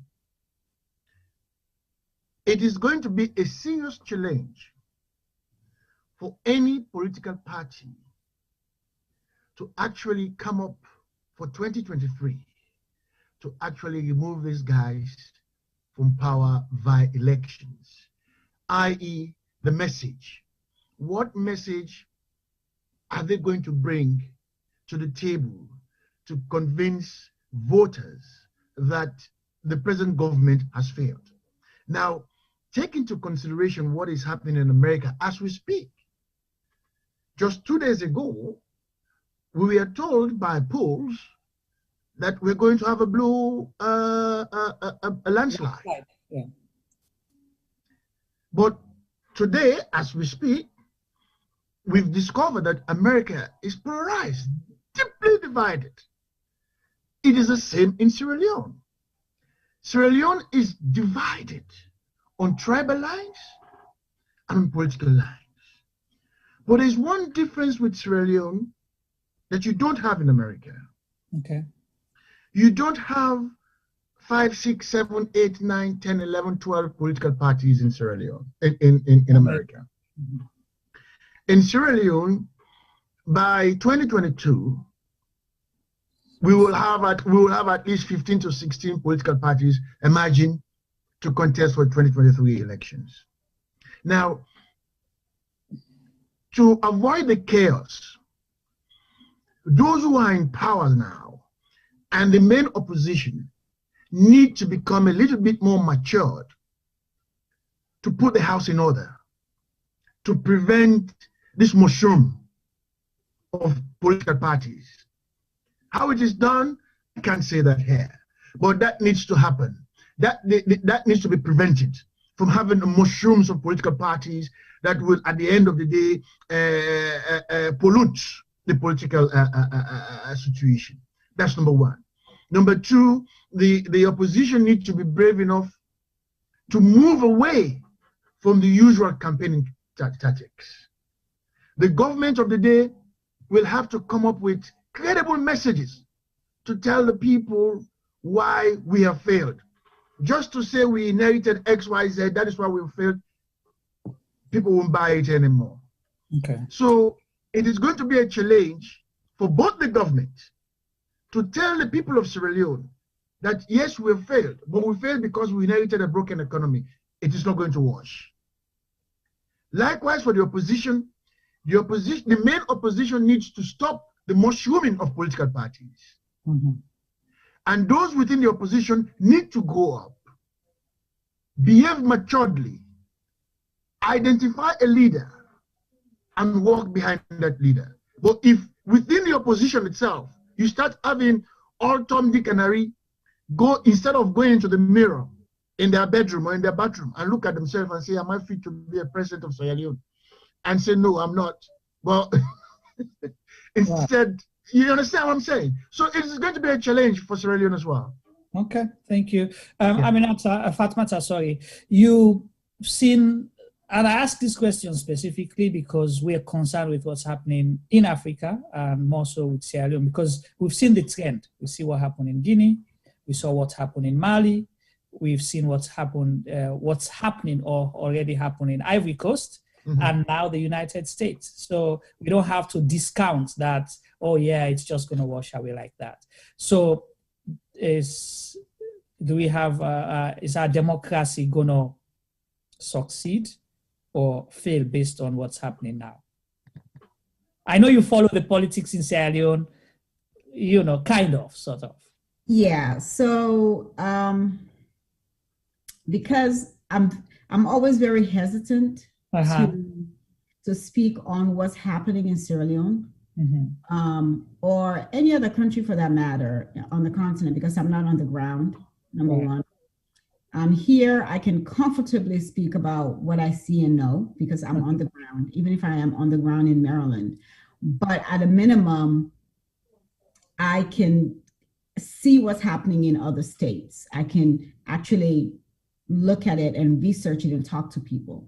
So I haven't had extensive conversations with different people from the different parties in Sierra Leone. I hear a lot of things, but over time it has come to I've come to the realization that as my brother Winston said, everything is very polarized. So either you're extremely angry or you're extremely happy. There does not seem to be a middle ground. No. And it seems to be based strictly on color. Either you're red or you're, I forget all the colors, right? Or green, or, you know, either you're one of those, and that dictates how the information is given out. I mean, granted, like anything else, I'm a Democrat, so I'm liberal, so you know, when I talk about things, there's a bit of slant, right? Yeah. So you expect that, but for me, I feel like from overseas, we receive the information in such a way that it makes it very hard for someone like myself to really do too much commentary, and I hate talking about things when I don't know enough about it. So, you know, I can't really comment too much on Sierra Leone. I just hope and pray. The one thing I can say, I'm not sure that anything would really change in Sierra Leone, regardless of who you have in office or what party you have in office, because our system, the way it's set up, will not allow for change to truly happen, because it is not the people who are picking or choosing their leadership. It's the leadership that's choosing the leadership. So if you have the same group of men or women, but I think mainly men, choosing who is going to represent that party, and it's not the people choosing that individual, they will choose someone who's reflective of them. And at the end of the day, regardless of what party is running or what party ends up winning, both heads or both representatives of that party are chosen by the old guard. So the old guard will choose those who look like them.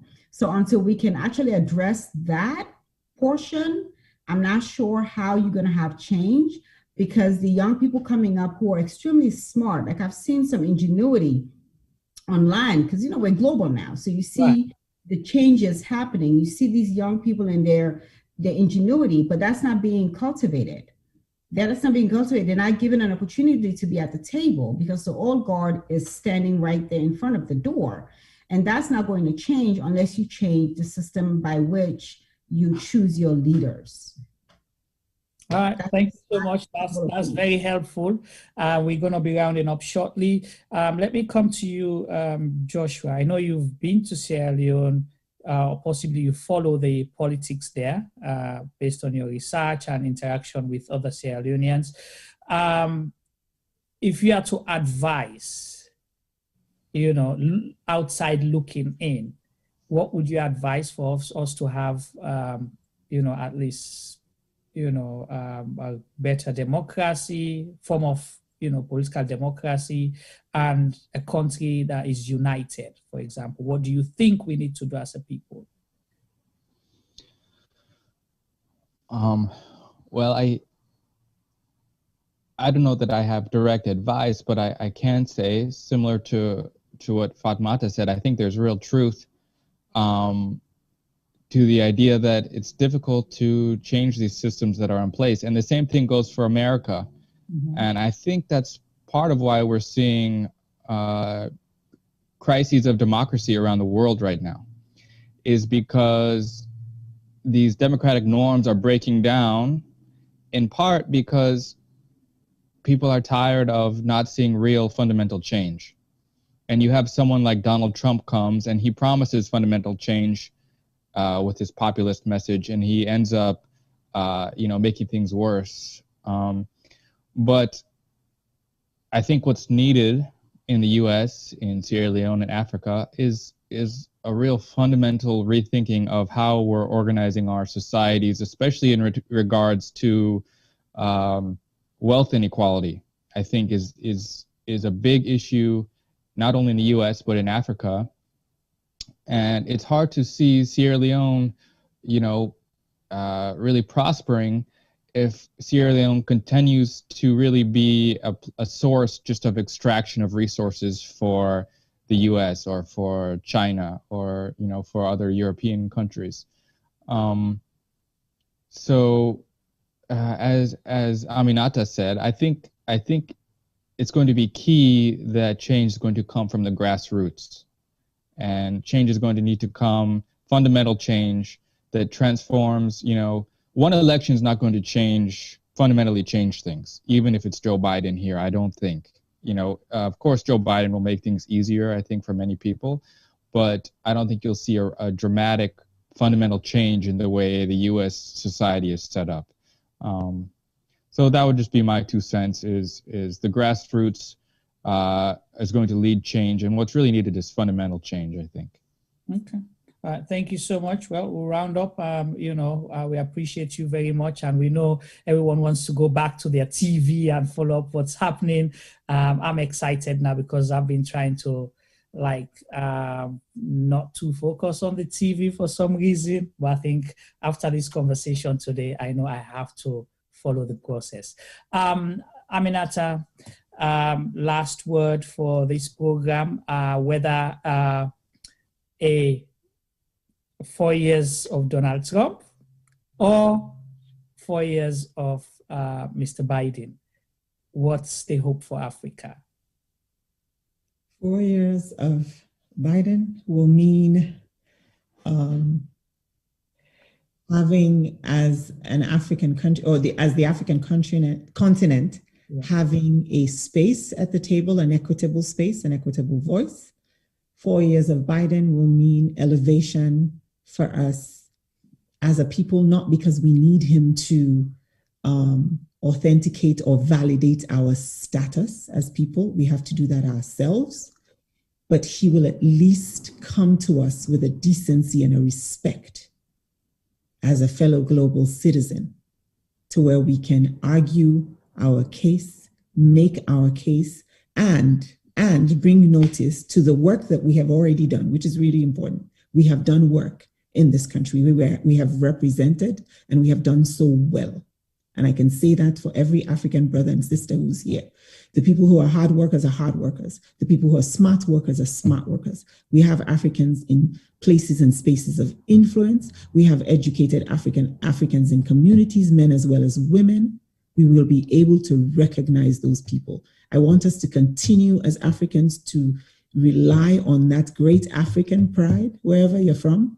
Wherever you're from on the continent, you know what I mean by African pride. The one that makes you pull up on your country clothes, and if you're a woman, you tie your oja to do what you have to do. I want us to rely on that pride as a people, because I think 4 years of Biden will give us that equity that we're looking for. 4 years of Trump will not do that. I'm not going to reiterate what those pitfalls will be, because we've talked about them here. But I am so grateful. I must tell you, I'm so grateful for having shared this space with you all today. I'm grateful to have learned from you guys. I hope that we can continue these conversations as Africans, as Sierra Leoneans, that will benefit us all. Thank you very much for the opportunity. I'm really grateful. Thank you. We're so glad that you joined us today, and we're happy to have you, and hopefully get you again to comment after, when we're sure who's going to be steering the ship for the next 4 years. What's your prediction so far? The outcome of the elections? I've been antsy, and I've been looking at my phone, and I hear that Wisconsin is swaying blue. Correct me if I'm wrong. I really am hopeful for Michigan. I had Michigan gone as well to Biden. To Biden. Okay, so Michigan, Wisconsin. We just needed Michigan. Wait. How is Nevada? How is Nevada? Does anybody know? I think we're going to get Nevada. They haven't called it, but I think we're going to get it. I like your posture. I like I'm sending love to my people of Arizona. Thank you very much. Thank you. I like it. So Arizona did not disappoint, right? No, and they flipped for us, and I'm grateful. I'm grateful. So your prediction? My prediction is that, oh my God, you're making me nervous. You're making me nervous. Yes. Biden?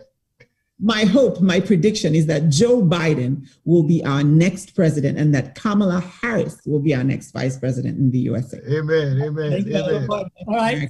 Let's go to Fatmata. What's the hope, depending on, regardless of who continues the next 4 years for Africa? I hope and pray that as Africans, we acknowledge our differences, but we celebrate our commonalities, because we have so much that we have in common. We are a huge continent, so we're not monolithic, because we have different cultures and experiences within the continent. Even within, as you know, within our own little Sierra Leone, we have 14 different tribes or whatever. So just within that small space.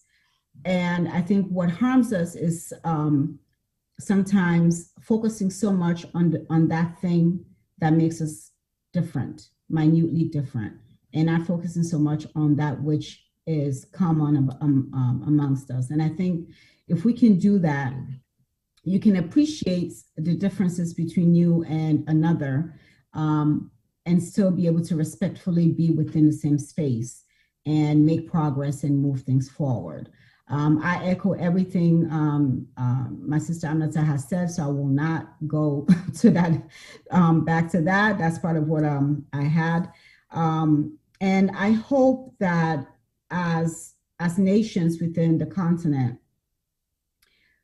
we appreciate that what we have on the continent, in the continent, it's something that is wanted by all. It's something that every nation around the world wish they had and want to have. And what that tells you is the importance of the continent of Africa as far as the world is concerned. We are extremely important. We have one of the youngest population in the world, if not the youngest population in the world. And what that tells you is that we are still growing, despite the fact that we are one of the oldest in the world, right? So that tells you a lot about who we are as a people and the strength that we have as a people. And that follows to every person of African descent, even outside of the continent. That strength, that resilience, that ability to function in almost every environment follows us into the diaspora. in every part of the world. And we should be aware of that and use that, as my sister said, that power that we have, and build on that power. And I think with the Biden administration, because we've already started a conversation with the Biden campaign, with the administration, we can build on that power and learn to push back.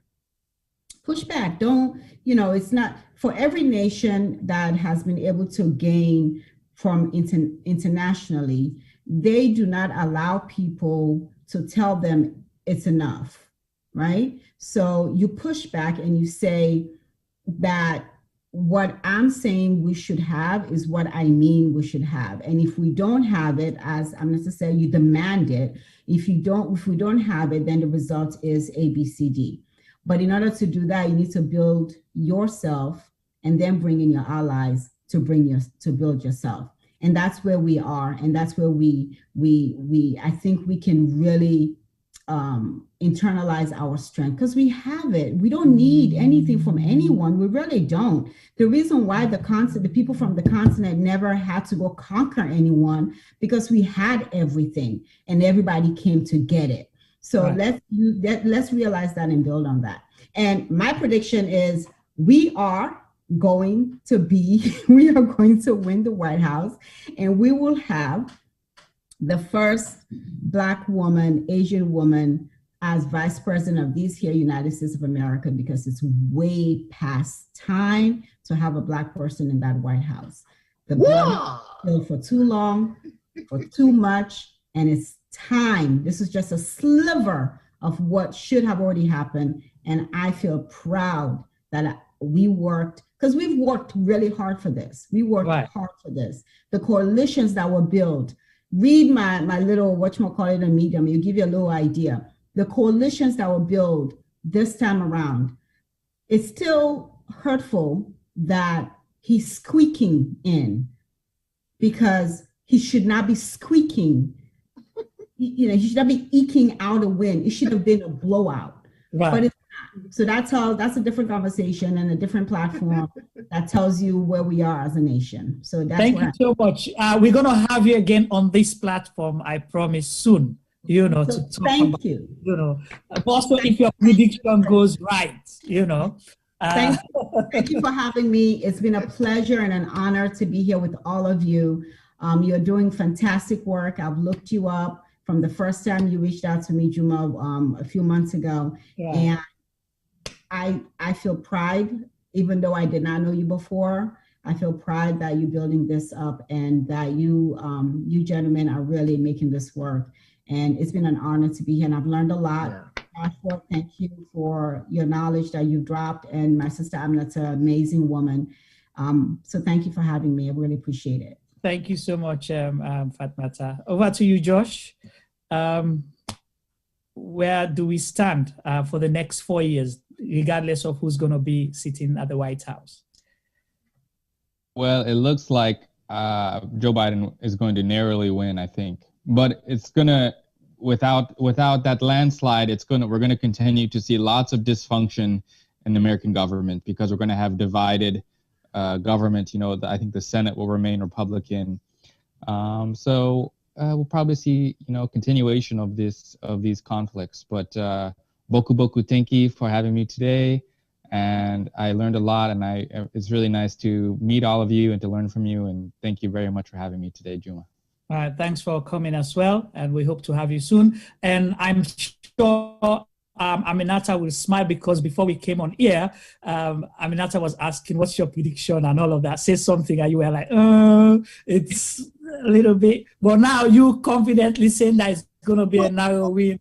Well, also because I didn't want to wear my partisan hat to this. Right.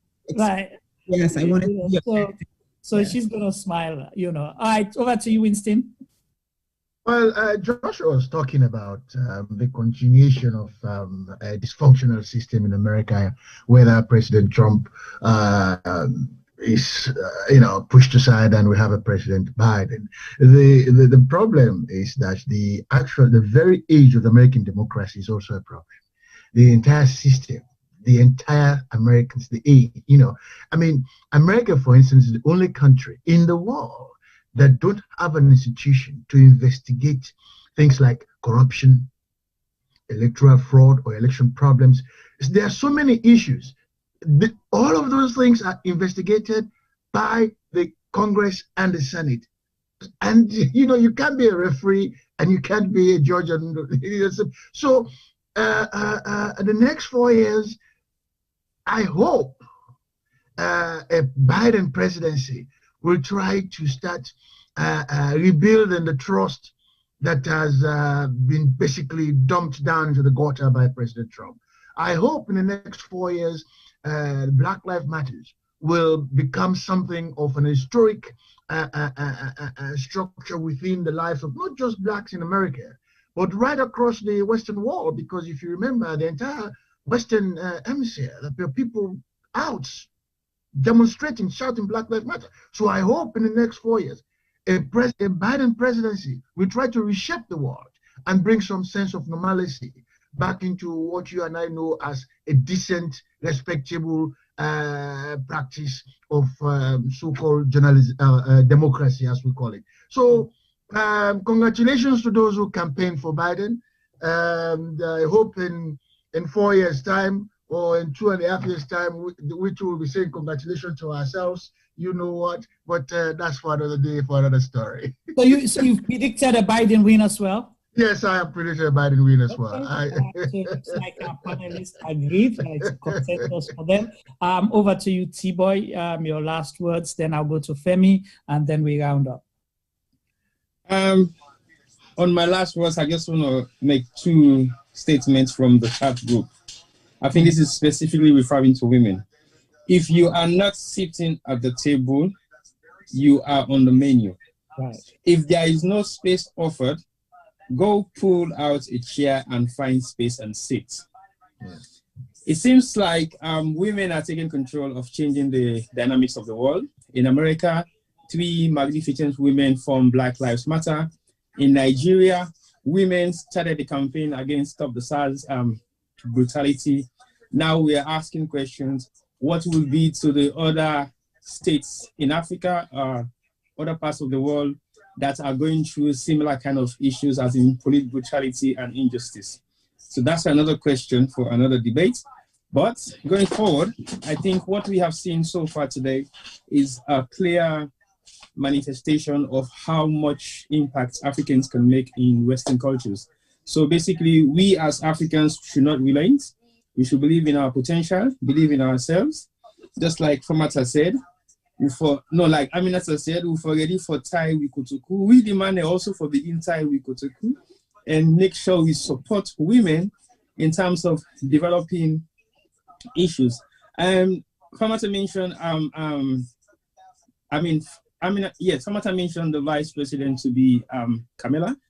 Basically, she's a woman and she's going to be the first Black woman to be in that position. So it's an eye-opener for women, for them to believe that nothing is impossible. And also immigrant women too.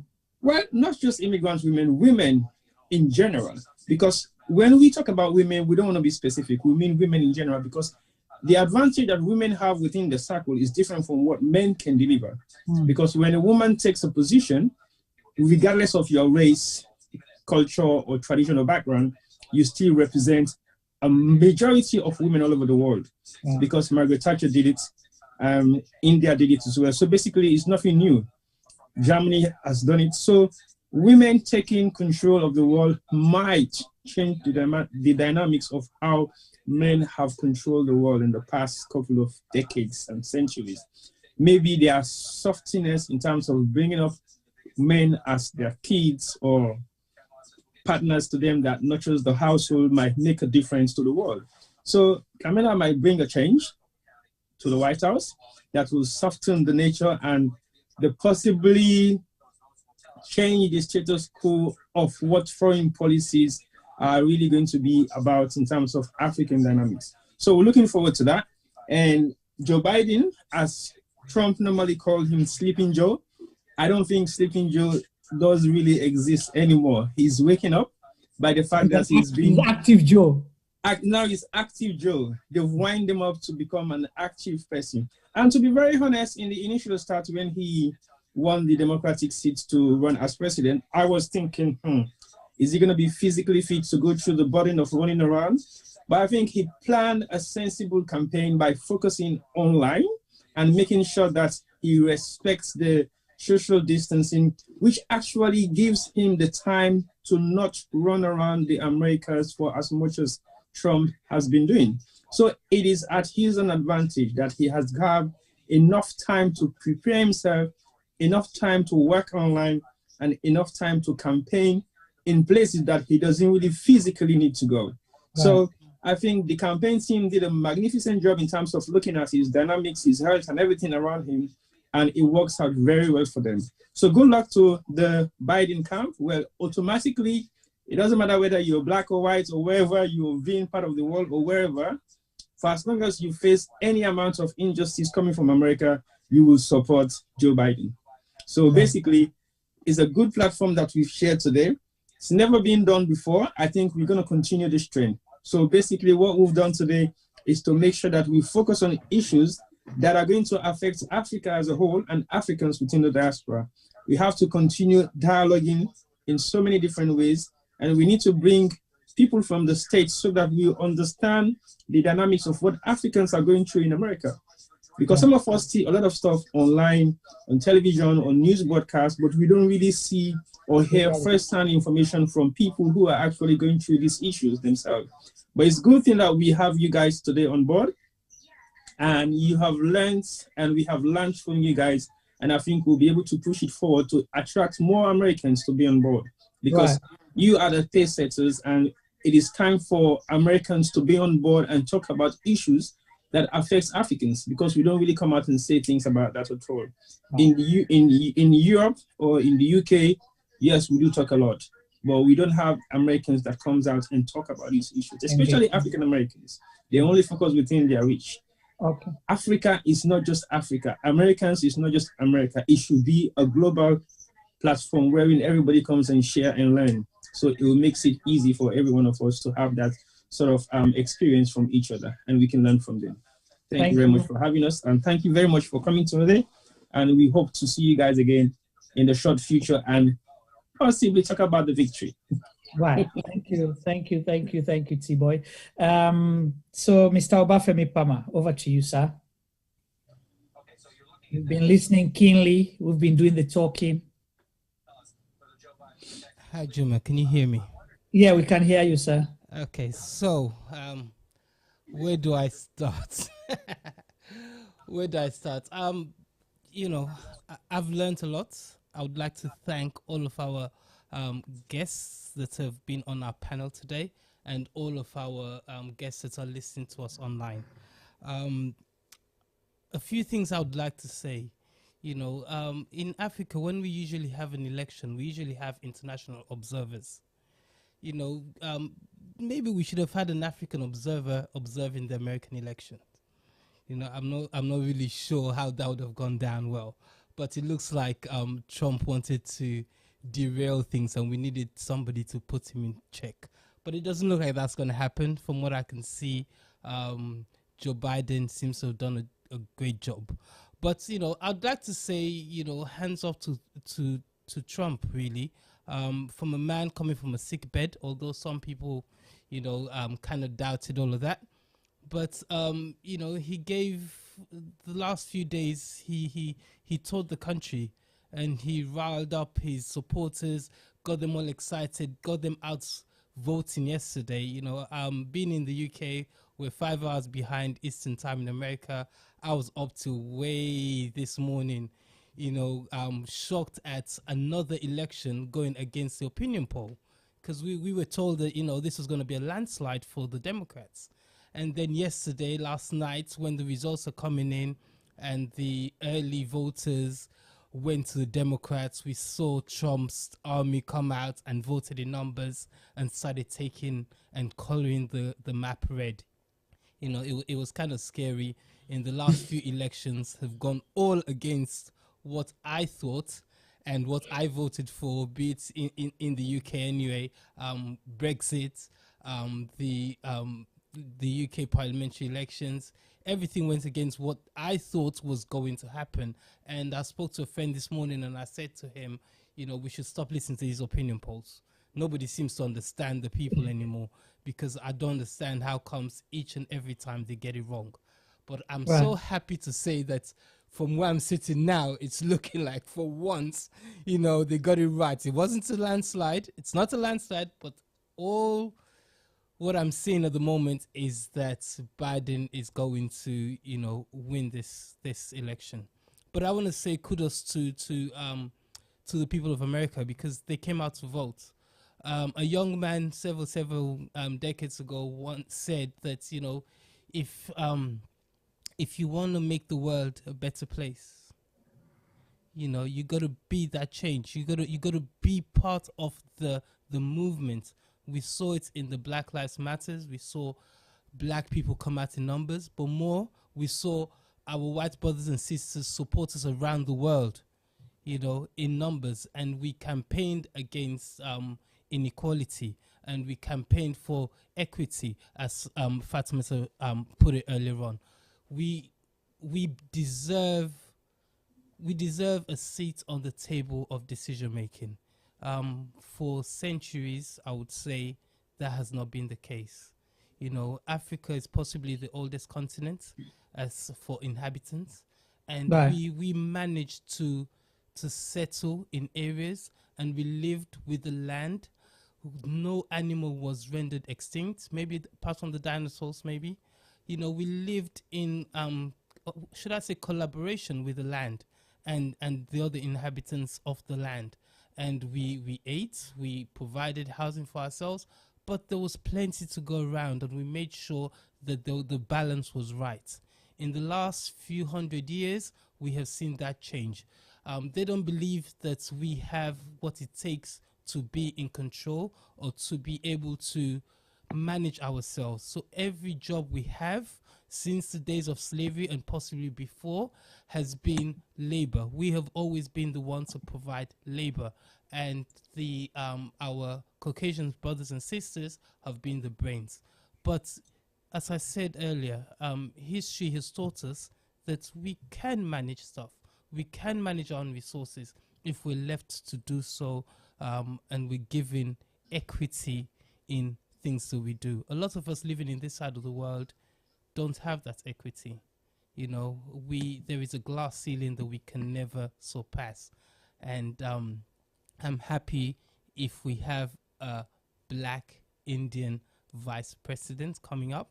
That shows that we're starting to break barriers. I was super excited when Obama came in, and I'm super excited now. I can't wait for the last hurdle,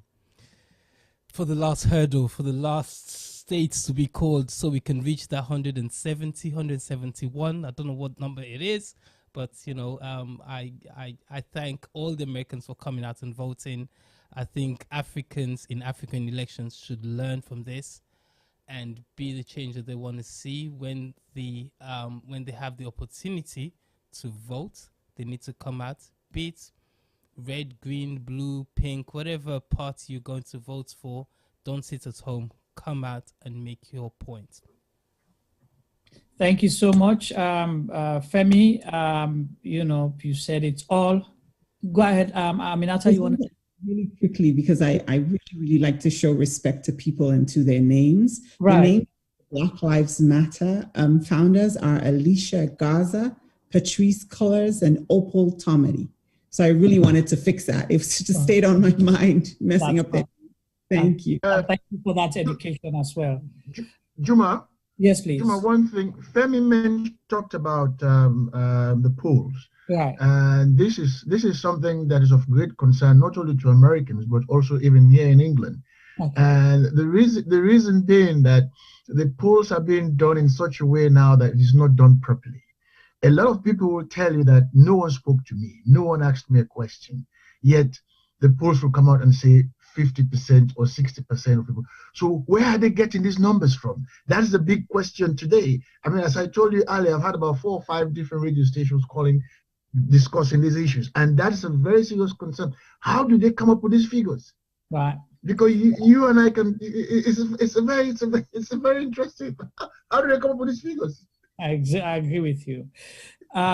So thank you so much for that, Winston. And thank you also to our panelists and everyone that worked on putting this program together. I just want to say to our viewers, we appreciate you. And, you know, we cannot stress enough that your voice matters, your vote matters. And if you have not learned that before, but during this election, you see in Wisconsin, we've been waiting for hours on end because there's a gap of 7,000 at 10,000 at one point, 8,000 and 7,000. So if you take your one vote for granted, that one vote will make the difference, you know, in that particular state or your area that you're voting. And also, Fatmata and Aminata, we want to say, you know, you are like role model for a lot of people out there. You are mentors to a lot of people. Possibly you don't know them, but they follow you. So because of that, keep doing what you're doing. And Fatmata, I'll join the other viewer there that was saying that, you know, we're not saying hands up, hands out right now. So 2018, so you have to have a reconsideration if you are thinking of saying like, I'm not interested anymore. It was too much. We'll go out there, we'll campaign for you, we'll support you. And we're sure it will happen someday. And for those in Maryland, Fatmata Bari is one good resource that you need because she's a lawyer, she's an immigration lawyer, and she's been around for a long time, and possibly she'll guide you, point you to resources that will help you. So knock on her door, call her, send her a Facebook message, she'll respond. What's your email address, Fatmata, if you'd like to share that with the public, and possibly where your practice is located, just in case? Okay, my email address is fbarry with the B-A-R-I-E, not Y. fbarry@barrylawcenter.com. And my website is www.barrylawcenter.com. My office is in Silver Spring in White Oak. For now, due to the pandemic, I'm basically doing virtual, so a lot of Zoom calls or conference calls. So for now, but we'll be back to face-to-face by the grace of God. People will listen and this pandemic will get better because people are taking precautions. Right. Okay, thank you so much. Well, you have the information there. And if you need additional details, just contact us. We'll make sure we guide you. And for, of course, Aminata as well, for those of you who love writing, who want to make sure that you put your mind to paper, you can reach out to her. She will guide you and on so many other things. I think they have an open door policy for as long as it's for the good of humanity. You know, make sure you reach out to them. They'll be happy to help you out.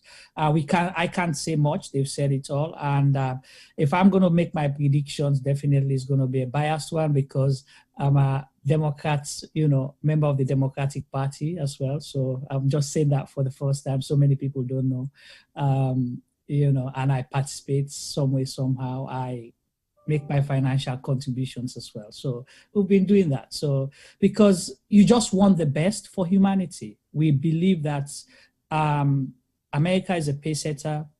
You know, we rely on the United States to guide and lead so many things because we use them as a best practice on so many things. So we do not want any disruption. We need some decorum around the world. We saw when the election of Mr. Trump, we saw the disruption that happened in Europe. You know, and we now see what's happening in Africa, and we don't want that to continue. We do not hate him, but possibly his policies do not align with what the world needs right now. So on that note, I want to say thank you very much, and join us tomorrow on the Health Show. And also on Tuesday, we're going to local politics in Sierra Leone. We'll have Honorable Cherno Ramadan Majuba Cheikoko, who is leader of the opposition, on a one-on-one interview to talk about so many issues that have to do with Sierra Leone. So until tomorrow, Jumaba on behalf of the team is saying goodbye and thank you very much.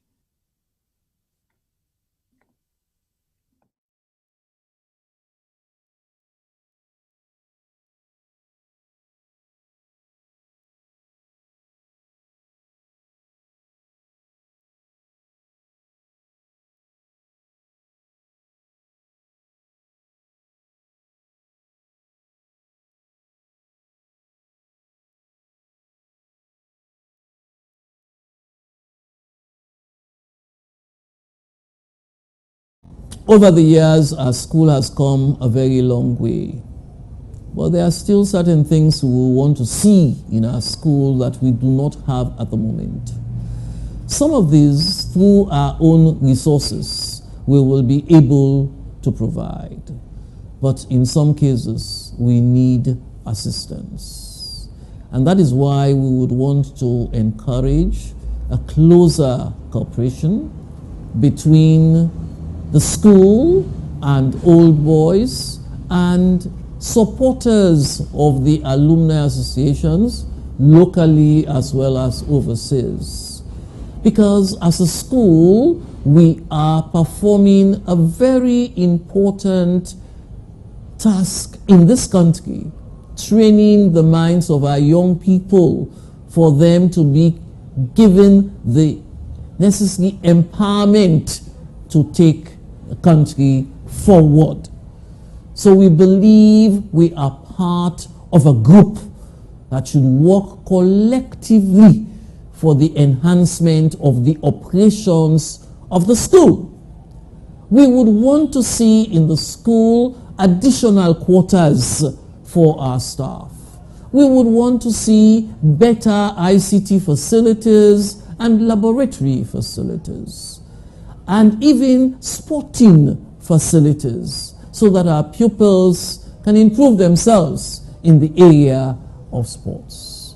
When all of these are taken together with effective teaching and learning, then we will be assured that our school is second to none.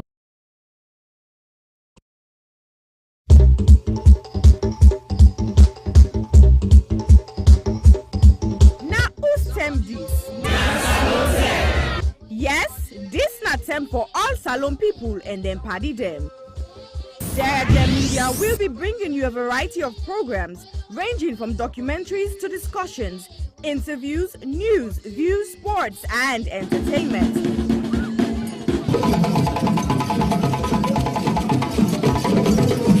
Our programs will contain matters on development, governance, the economy, and issues that are of importance to Sierra Leone. So, no left BNO because we get Bebe program then like Salone discussion, meets the ministers, the president's hour, and the Gladi program. Look me, I look you. All this they start soon na www.sarahgemmedia.org. Now who's term these?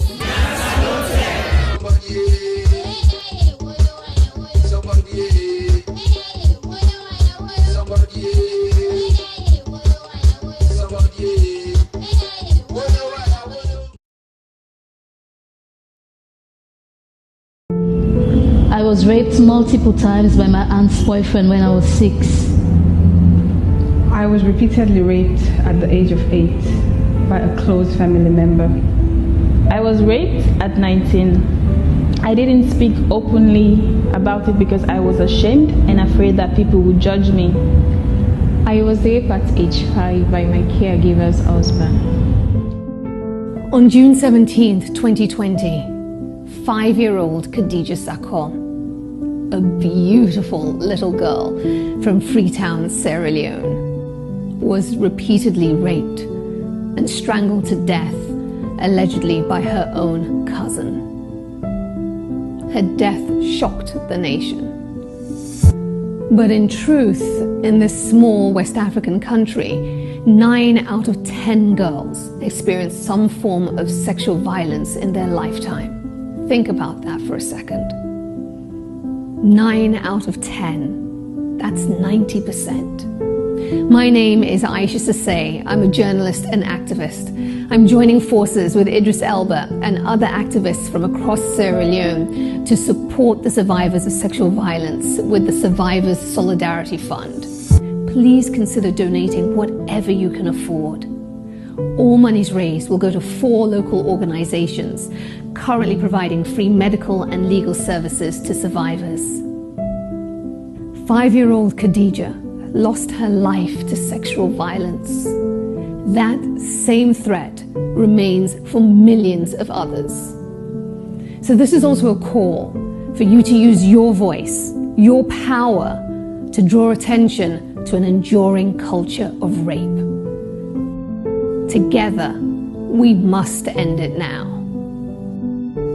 My name is Aisha Sase. I am Khadija Sako. I am Khadija Sako. I am Khadija Sako. I am Khadija Sako. I am Khadija Sako. We are Khadija Sako. We are all Khadija Sako.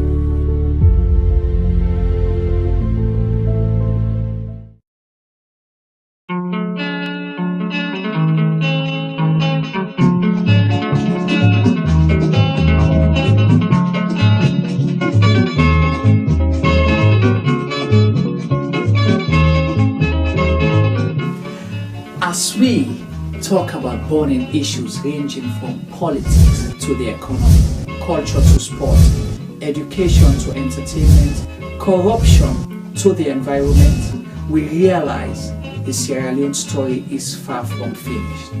So, Sierra Gem Media Production brings you Zoom In. Zooming In is the program that engages everyday people, entrepreneurs, inventors, entertainers, activists, policymakers, and politicians to discuss and debate issues relating to Sierra Leone. Zooming In digs deep into the issues and stories.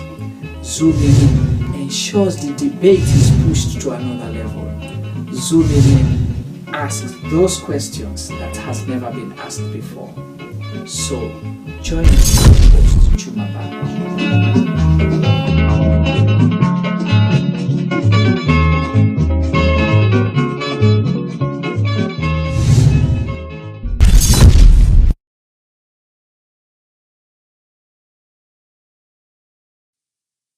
Silverstone Beats. People killing, people dying, children hurting, hear them crying. You can practice what you preach, or would you turn the other cheek? Father, Father, Father, help us, send some guidance from above. People got me questioning, where is the love? See this life going evil, we all have to give, oh yeah, yeah. Cause all I see is evil, and too much killing of my people, yeah, yeah. Let's bless one another, yeah, yeah.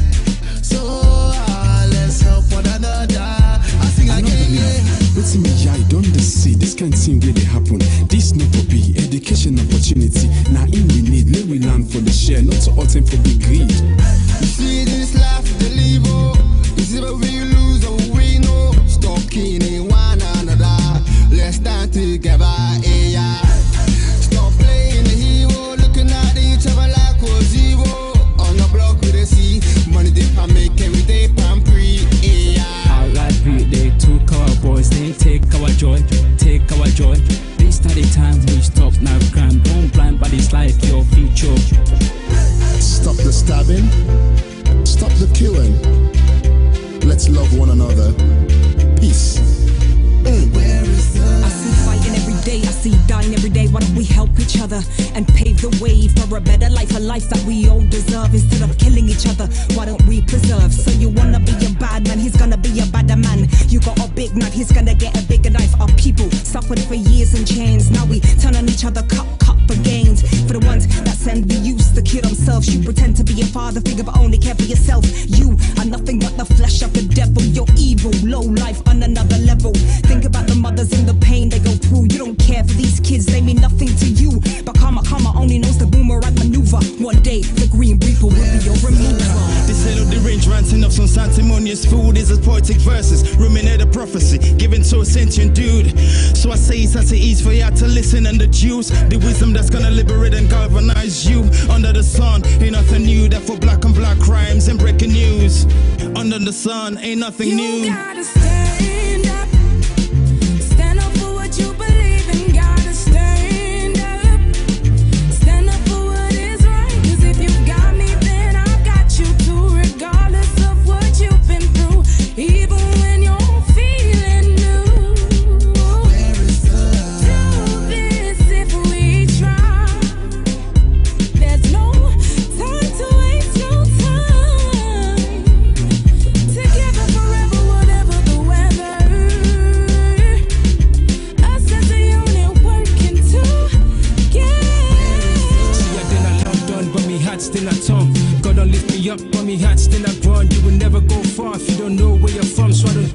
myself, I'ma do it for the young. Plead to my brothers, let's do it for the youngers. Why spend a bag on a jumper?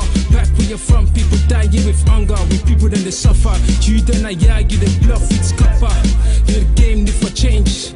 Let we not get up. Where's the love? Where's the love, yo? Where's the love? I said, where is the love? Little youth, let's take time. Stop all the knife and the gun crime. Think of the future, paint that picture.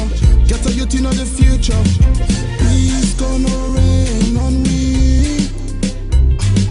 Peace gonna rain on me. Yeah. Let's stop the violence and come together. Get rid of knives and guns and bombs. Let's be together. With peace and love, golden hope through storm and weather. See what is going on. Where is love? Tell me, how do you feel when you see your brothers and sisters lying down the street helplessly? And what will you do if you die today and find yourself in hell? I want to ask you this. Look inside your eyes and answer me with all the truth.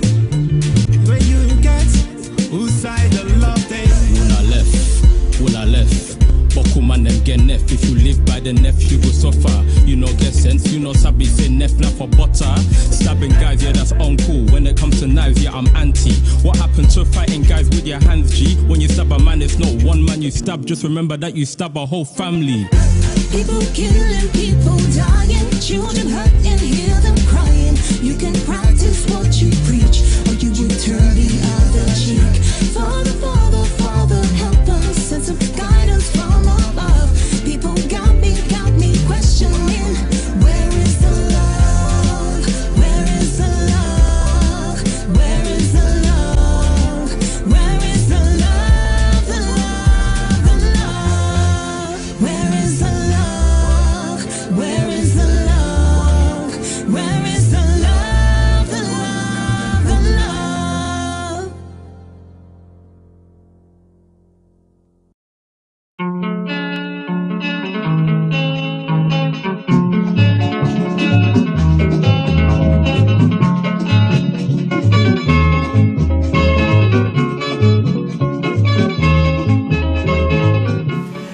As we talk about burning issues ranging from politics to the economy, culture to sport, education to entertainment, corruption to the environment, we realize the Sierra Leone story is far from finished. So, Sierra Gem Media Production brings you Zoom In. Zooming In is the program that engages everyday people, entrepreneurs, inventors, entertainers, activists, policymakers, and politicians to discuss and debate issues relating to Sierra Leone. Zooming In digs deep into the issues and stories. Zooming In ensures the debate is pushed to another level. Zooming In asks those questions that has never been asked before. So, join me, host Chuma Baba.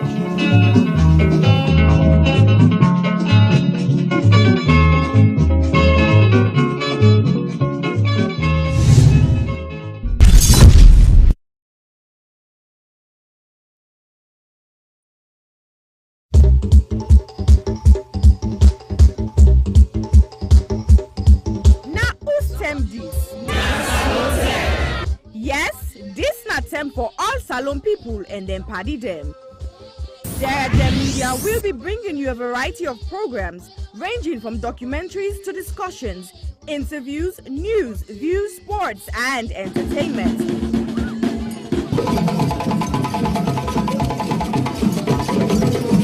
Our programs will contain matters on development, governance, the economy, and issues that are of importance to Sierra Leone. So, no left BNO because we get Bebe program then like Salon discussion, meets the ministers, the President's Hour and the Gladi program, Look Me, I Look You. All this they start soon na www.sierragemmedia.org. Now who's tem these? Somebody